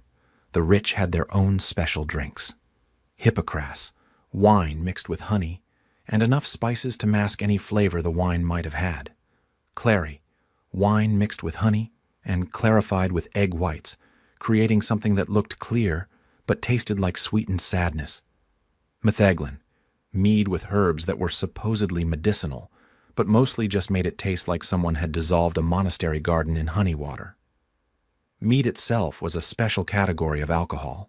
It was honey fermented with water, which sounds simple until you realize medieval honey came with its own ecosystem of yeasts, bacteria, and bee parts. The fermentation was wild, unpredictable, and occasionally explosive. Mead could be sweet, dry, still, sparkling, or actively trying to escape its container. But the real adventure was in the various attempts to make alcohol from anything fermentable. Perry from pears, Sizer from apples, braggot from honey, and ale mixed together in unholy union. If it had sugar and could rot in an interesting way, someone tried to make alcohol from it. Distillation was just beginning to appear in the late medieval period, creating spirits that were basically liquid fire. Aqua vitae, the water of life, was distilled wine that could strip paint and possibly your throat lining. It was medicine, allegedly, prescribed for everything from plague to sadness. The fact that it made you forget your problems rather than solving them was considered a feature, not a bug. The tavern ale was its own special category of terrible. This was ale that had been brewed with maximum profit in mind, which meant minimum ingredients and maximum corner cutting. The water came from wherever was closest. The grain was whatever was cheapest, including stuff that had started to rot. The yeast was whatever was living in the brewery, including things that weren't actually yeast. Tavern keepers would also extend their ale with various additives. Water, obviously, but also things like chalk for body, salt for flavor, and occasionally more creative additions like ground ivy, which added bitterness and mild psychoactive effects. Some added henbane or other nightshades, creating ale that didn't just get you drunk but also made you see things that weren't there. The serving of alcohol was an art form in itself. Ale was served in leather jacks, wooden mazers, or ceramic jugs, all of which added their own special flavors to the drink. These vessels were rarely cleaned properly, developing a patina of old ale, saliva, and bacteria that became part of the drinking experience. Communal drinking was common. Everyone would share the same cup, passing it around the table, each person adding their own contribution of germs and backwash to the mix. It was community building through shared infection, bringing people together through the democracy of disease. Sugar in medieval Europe was like diamonds today, expensive, unnecessary, and absolutely essential if you wanted to show off. But that didn't stop people from craving sweetness with the desperation of toddlers in a candy store. Since actual sugar was worth more than most people's annual income, Medieval cooks got creative with alternatives that ranged from acceptably sweet to, why does this honey taste like bees?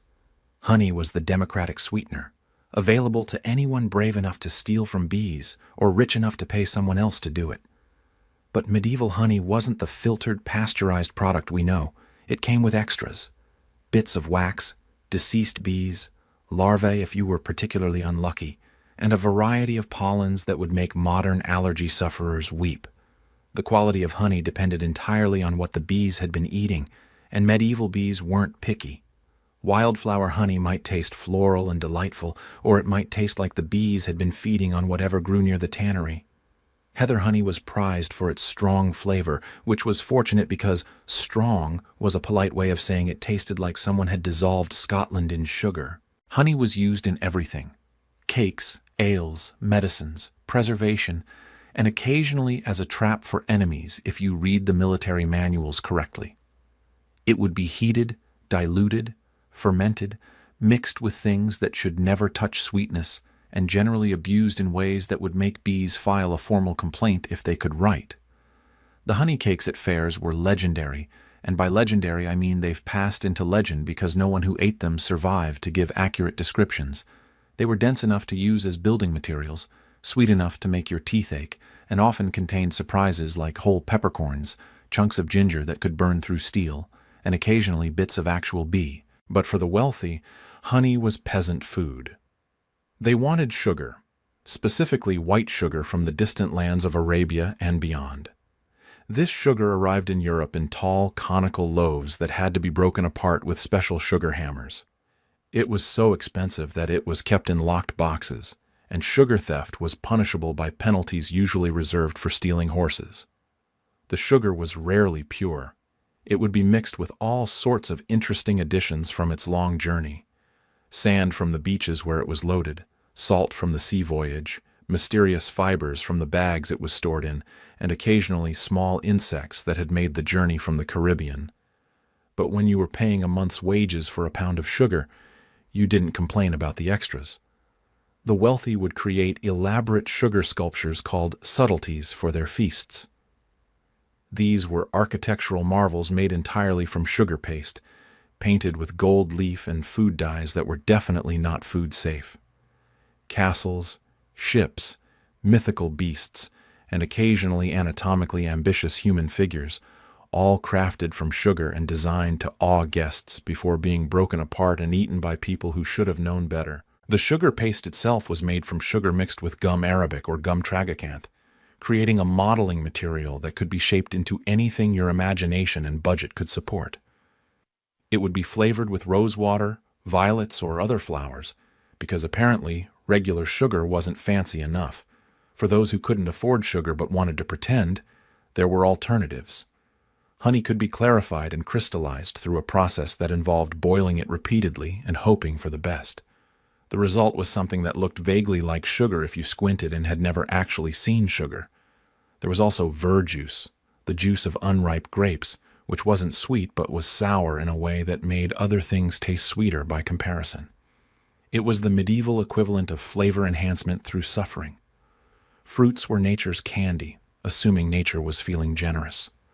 Apples, pears, and plums when in season, though in season, was a narrow window between rock-hard and fermented mush.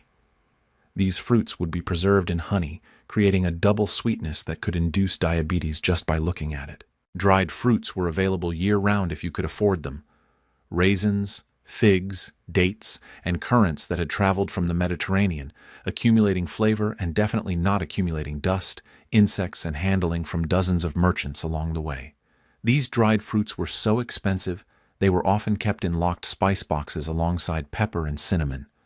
Candied fruits were the height of luxury.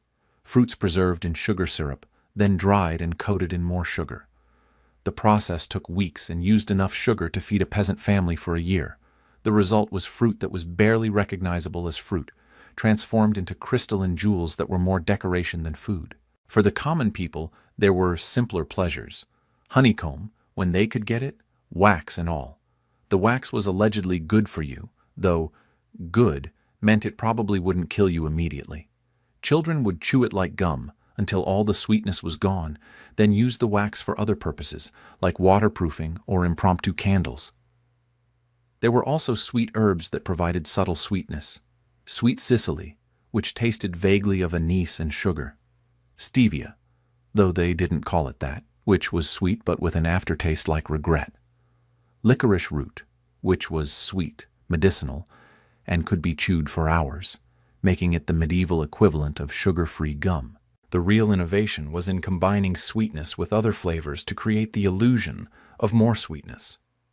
Gingerbread, as mentioned, used spices to enhance the perception of sweetness. Marchpane used almonds' natural oils to carry sweetness further. Comfits used seeds or spices coated in layers of sugar, creating tiny flavor bombs that delivered sweetness in stages. The process of making comfits was insane. A single comfit required hundreds of layers of sugar syrup, each one applied and dried before the next. It could take weeks to make a batch, with someone standing over a pan, constantly moving the seeds while drizzling syrup, like the world's most boring and diabetes-inducing meditation. Going on a journey in medieval times meant accepting that you would eat things that barely qualified as food. Traveling provisions were designed with one goal: don't die before you reach your destination. Taste, nutrition, and basic human dignity were optional extras that most travelers couldn't afford. The foundation of travel food was hardtack, also called ship's biscuit, though calling it a biscuit is like calling a brick a pillow. It was flour and water, sometimes with a bit of salt if you were lucky, baked until all moisture was gone, then baked again until it achieved the density of stone. It would last forever because even bacteria couldn't figure out how to eat it. To consume hardtack, you needed strategy. Soaking it in water, wine, or beer was standard, though this just transformed it from inedible rock to inedible mush. Some travelers would suck on it for hours, slowly softening it with saliva while risking broken teeth. Others would pound it into powder and mix it with whatever liquid was available, creating a paste that was technically caloric but spiritually defeating. The beauty of hardtack was its durability. It could survive rain, heat, cold, and being dropped from considerable heights. It was less food and more edible building material. Stories tell of hardtack from military campaigns being eaten decades later, though eaten is generous and survived is more accurate. Dried meat was another travel staple. Not the carefully prepared jerky we know today, but meat that had been salted until it was more mineral than animal, then dried until it achieved the texture of leather. To eat it, you'd gnaw on it like a dog with a particularly stubborn bone, slowly breaking down the fibers with determination and jaw strength that modern humans have lost. This dried meat would develop its own ecosystem during long journeys. Mold was considered normal, just scrape it off. Maggots were extra protein, just pick them out. Or don't. After weeks on the road, your standards adjusted accordingly. The meat might taste like salted leather that had been left in the sun too long, because that's essentially what it was. For pilgrims, who made up a huge portion of medieval travelers, food was both practical and spiritual. They needed provisions that would last weeks or months, but they also needed to maintain religious dietary restrictions. No meat on Fridays, fasting during Lent, and various saint days with their own food rules. This led to creative interpretation of what counted as fasting food. Pilgrims would carry dried fish that had been preserved so aggressively it had forgotten it was ever fish. Stockfish, dried cod that was literally harder than wood. You could build a shelter with stockfish. You could use it as a weapon. You could theoretically eat it after days of soaking and hours of boiling, though the result was less like fish and more like fishy leather soup. Cheese for travel was selected not for taste, but for durability. The harder, the better. Cheese that could survive being dropped, kicked, or used as a wheel block. This cheese would be wrapped in cloth, waxed if you were wealthy, and would develop a rind so thick you needed a knife just to find the actual cheese inside. By the end of a journey, this cheese would have absorbed the flavors of everything it had traveled with. Leather from the bags, sweat from the bearer, smoke from campfires, and a general essence of road that became part of its character. It was less food and more a diary of your journey written in dairy. Onions and garlic were travel vegetables of choice, not for their culinary value, but because they didn't rot quickly and might mask the taste of everything else. A traveler's bag would contain onions in various stages of sprouting, from still technically an onion to onion plant looking for soil.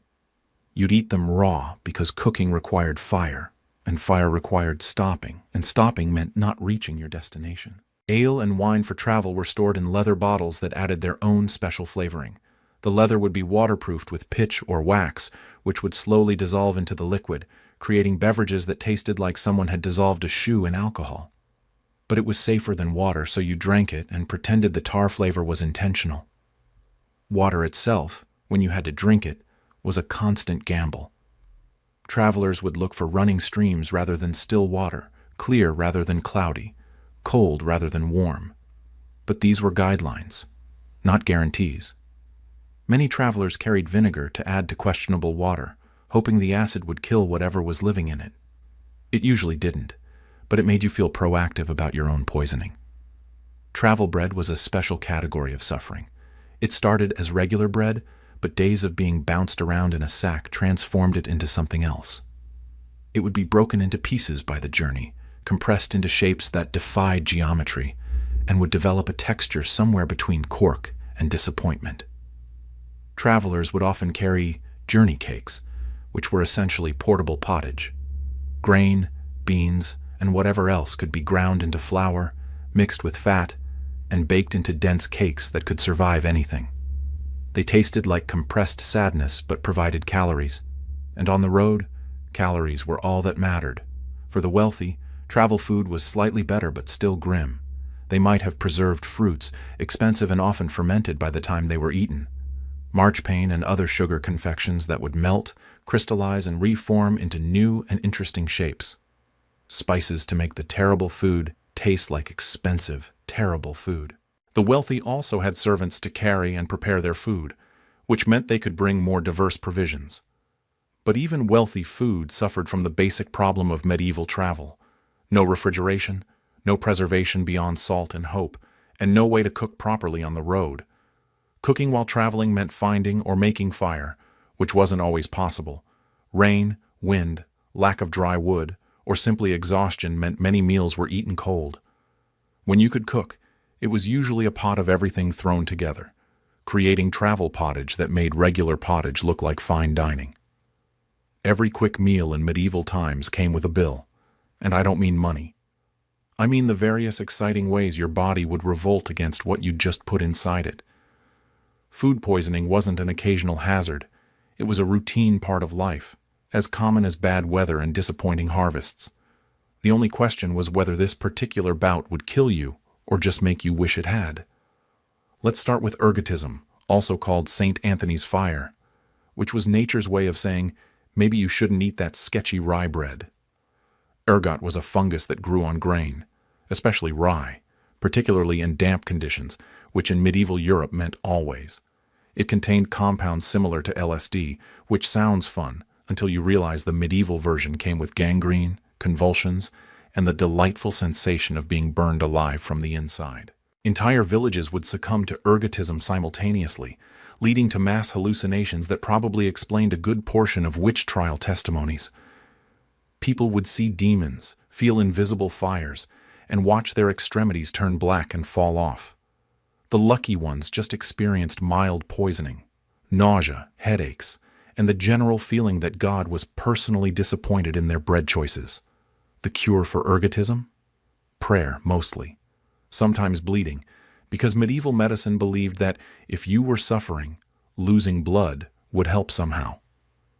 Some monasteries specialized in treating ergotism, probably because they had better grain storage and could feed victims non-poisoned bread, which was apparently revolutionary medical treatment.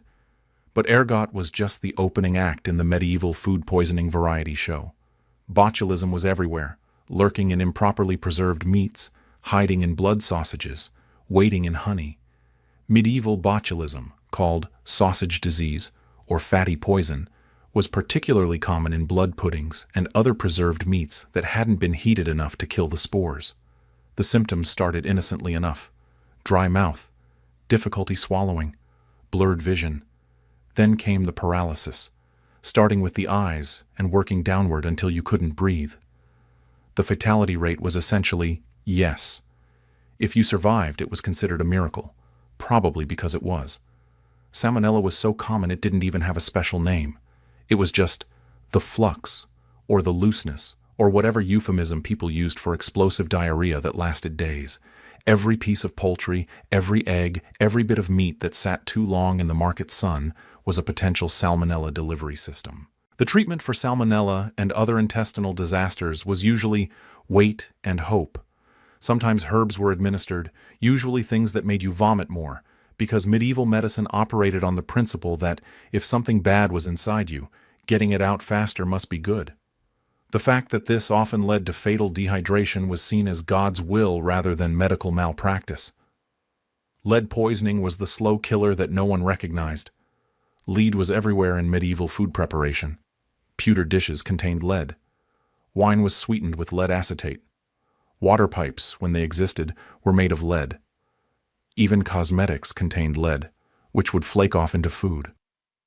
The symptoms of chronic lead poisoning read like a medieval greatest hits album: stomach pain, constipation, muscle weakness, memory problems, irritability, and eventually death. But because these symptoms came on slowly and matched dozens of other medieval ailments, no one connected them to the lead that was in everything. The wealthy were particularly susceptible to lead poisoning because they could afford more pewter, more sweetened wine, more of everything that contained lead. It's been suggested that the erratic behavior of many medieval nobles might have been partially due to chronic lead poisoning, though distinguishing between lead-induced madness and regular medieval noble behavior is admittedly difficult. Trichinosis from undercooked pork was another regular visitor. The symptoms started with intestinal distress, then moved on to muscle pain, fever, and swelling.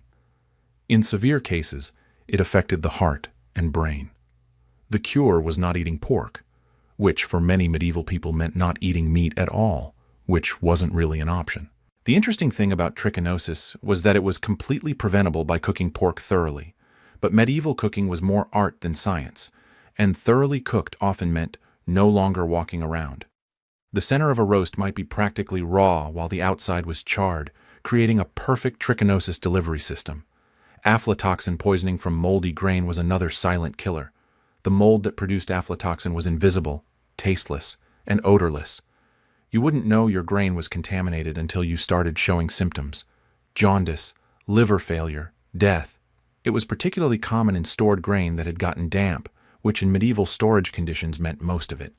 The real tragedy of aflatoxin poisoning was that it often affected entire families or communities who shared the same grain supply. Children were particularly susceptible, and chronic exposure led to stunted growth and developmental problems that were probably attributed to curses or bad air rather than moldy bread. Then there was simple bacterial contamination from the complete absence of hygiene.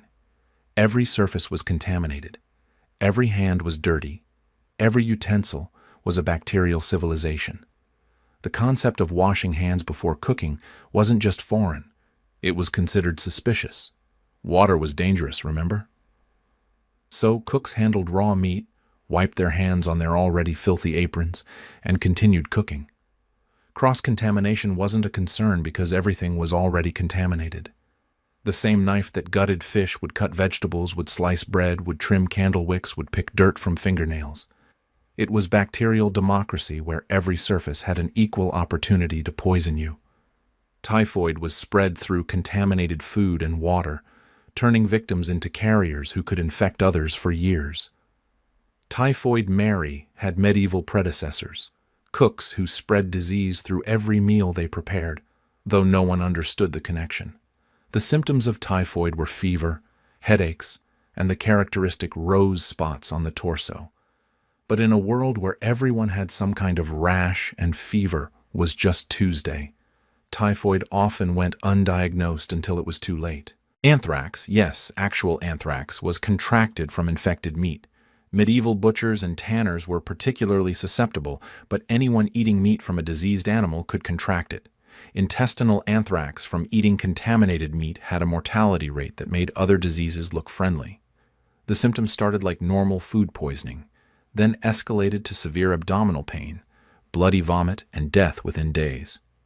The speed of anthrax meant that by the time anyone realized something was seriously wrong, it was usually too late to do anything except start praying and updating your will. Here we are at the end of our gastrointestinal journey through medieval junk food, and if you're feeling slightly nauseous, that's historically accurate. But here's the remarkable thing. Our ancestors survived all of this.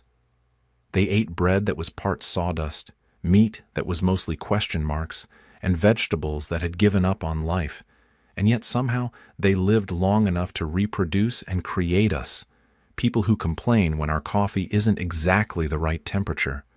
The human digestive system, it turns out, is remarkably adaptable. Generation after generation of eating terrible food created humans with iron stomachs, powerful immune systems, and a genetic tolerance for suffering that we're only now starting to lose. Medieval people didn't just survive their food, they evolved alongside it, developing gut bacteria that could handle things that would send modern humans to the emergency room. Every disgusting meal, every bout of food poisoning, every questionable pie was essentially a training session for the human immune system. The people who survived weren't just lucky.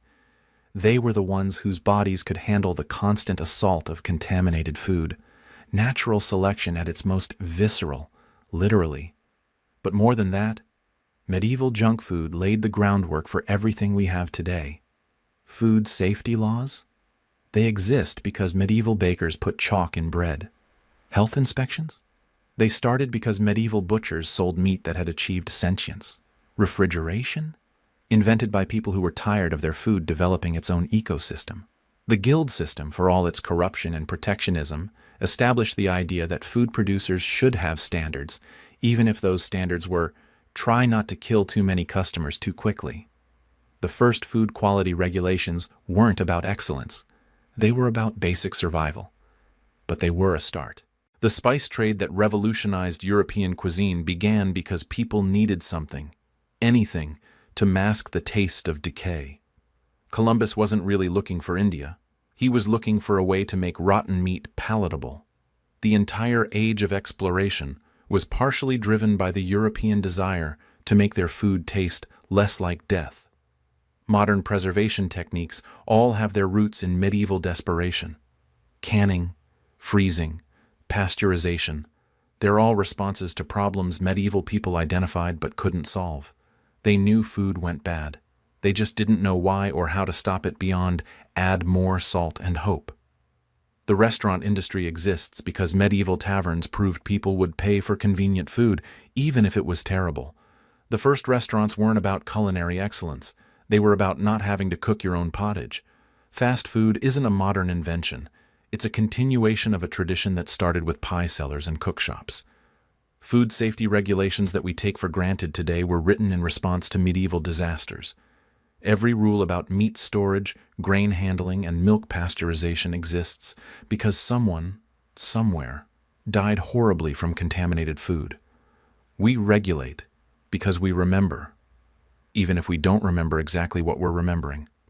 Modern nutrition science started with medieval monks trying to figure out why everyone was dying of scurvy during Lent. They didn't understand vitamins, but they noticed that certain foods prevented certain diseases. It was observation without comprehension, but it was the beginning of understanding that food was more than just calories. The democratization of food, the idea that everyone deserves access to safe, nutritious food, grew from the medieval understanding that bad food could destroy entire communities. When ergot poisoning could wipe out a village or contaminated water could end a bloodline, food safety became a matter of survival for everyone, not just the poor. Even our modern food culture, with its fusion cuisines and experimental cooking, has roots in medieval necessity. When you had to make do with whatever was available, you got creative, combining ingredients that shouldn't work together, using spices to transform basic ingredients, making something from nothing. These were all medieval innovations born from desperation. The concept of restaurants with menus came from medieval taverns that had to list what was in the pot that day. The idea of takeaway food started with pies and portable pottage. Meal delivery began with servants running noble leftovers to whoever would pay. Every modern food convenience has its roots in medieval necessity. Food criticism and reviews? They started with medieval customers warning each other about which vendors sold the worst pies. Word of mouth was the only Yelp review that mattered, and a bad reputation could destroy a food seller faster than the plague. The modern obsession with organic, farm-to-table food is essentially people trying to get back to medieval eating without the medieval problems. When people pay premium prices for artisanal bread, they're paying for bread that's ironically closer to medieval bread than modern bread, just without the sawdust and rat droppings. Even food allergies and intolerances, which seem like modern problems, were probably just as common in medieval times. They just didn't have names for them. That person who always got sick after eating bread might have had celiac disease. That child who died after eating shellfish had an allergy. They just called it bad luck or God's will rather than anaphylaxis. The rise of vegetarianism and veganism in modern times has medieval roots in religious fasting and the simple fact that meat was often too dangerous or expensive to eat regularly. Medieval peasants were accidentally vegetarian most of the time, not by choice, but by circumstance. Our modern fear of processed foods and artificial ingredients would have seemed insane to medieval people who were just trying to get enough calories to survive. But it's a luxury born from their suffering. We can afford to be picky because they couldn't be. The globalization of food that we take for granted started with medieval trade routes bringing spices from the east, preserved fish from the north, and wine from the south. Every international food court is a descendant of medieval markets where foods from different cultures mixed, usually badly. Food waste, which modern society is trying to combat, was impossible in medieval times because everything was used. Those perpetual stews, those everything pies, those leftovers that trickled down through social classes, they were zero waste before it was trendy. Nothing was thrown away because nothing could be afforded to be thrown away. The modern food industry's obsession with shelf life started with medieval preservation attempts. Every expiration date on modern food packaging exists because medieval people learned the hard way what happens when food goes bad. We date food because they didn't and paid the price. Even our modern eating schedules, 3 meals a day with snacks in between, developed from medieval eating patterns that were dictated by work, daylight, and food availability. Breakfast, dinner, and supper weren't social constructs, they were survival strategies. Food as entertainment, from cooking shows to food photography, has its roots in medieval feast spectacles. Those elaborate subtleties were the medieval equivalent of Instagram-worthy food. The desire to make food visually appealing even when it tastes terrible is apparently a human constant. The modern war against food fraud and adulteration is a direct response to medieval bread full of chalk and pies full of mystery meat. Every food labeling law exists because medieval vendors proved that without regulation, people will sell anything as food if someone's desperate enough to buy it. Even modern diets and eating disorders have medieval precedents. Religious fasting taken to extremes, nobles eating themselves to death at feasts, peasants dealing with cycles of starvation and binging when food was available. The human relationship with food has always been complicated. But perhaps the most important legacy of medieval junk food is humility. When you know your ancestors survived on food that would be considered hazardous waste today, it's hard to complain about your modern meal not being perfect. Every time we eat safe, regulated, refrigerated food, we're benefiting from centuries of people who didn't have those luxuries and suffered so we could learn better. The fact that we survived medieval food as a species is perhaps humanity's greatest achievement. We ate food that was actively trying to kill us, and we not only survived but thrived enough to eventually invent food safety, nutrition science, and refrigeration. We turned the horrors of medieval eating into the foundation of modern food culture. So the next time you're eating fast food at 2 in the morning, questioning your life choices and wondering what's really in that burger, remember that you're participating in an ancient tradition. You're just doing it with food that probably won't kill you, probably contains actual meat, and definitely hasn't been sitting in a pot since last Tuesday, adding new flavors. Your ancestors would be amazed that you can eat food from around the world, that it's safe, that it's affordable, that you can store it for weeks without it developing its own civilization. They'd be astounded by refrigeration, pasteurization, and food safety standards. They'd probably cry at the sight of a modern supermarket. But they'd also recognize the fundamentals. The desire for quick, convenient food when you're hungry. The willingness to eat questionable things when you're desperate. The eternal hope that this meal won't be the one that kills you. The human relationship with junk food hasn't changed. It's just gotten significantly less likely to result in death. Medieval junk food was humanity, at its most desperately creative. It was survival disguised as sustenance. It was proof that humans will eat absolutely anything if the alternative is starvation. But it was also the beginning of everything we have today: food safety, culinary innovation, and the radical idea that food should nourish rather than merely not kill you. Our ancestors ate sawdust bread, mystery meat pies, and perpetual stew so that we could eat whatever we want, whenever we want, without wondering if it will be our last meal. They survived medieval junk food so we could complain about modern junk food. They suffered through food that was actively hostile to human life so we could have the luxury of being food critics. And that's the real legacy of medieval junk food. Not the recipes, thank God. Not the preservation techniques, definitely not the hygiene standards, but the proof that humans can survive almost anything, that we can find nutrition in the most unlikely places, and that the desire for convenient, tasty food is so fundamental to human nature that people literally risked death for a quick meal. We are the descendants of people who ate food that would make a modern health inspector weep. We carry in our genes the strength of ancestors who survived ergot poisoning, botulism, and tavern stew.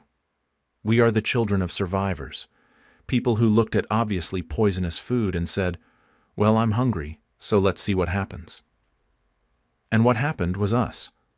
Modern humans with refrigerators full of safe food, complaining that the delivery app takes too long. We are the legacy of medieval junk food, well-fed, generally not dying of food poisoning, and blissfully unaware of how good we have it.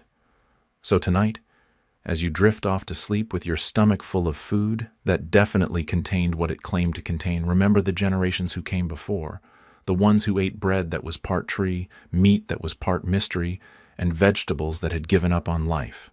Remember that every meal you eat that doesn't kill you is a victory they could only dream of. Sleep well, knowing that whatever you ate today, however questionable it might have been, it was infinitely better than anything your medieval ancestors called dinner. Dream of a world where food is safe, where ingredients are labeled, where refrigeration exists, because you're living in it, thanks to everyone who suffered through medieval junk food and lived to complain about it.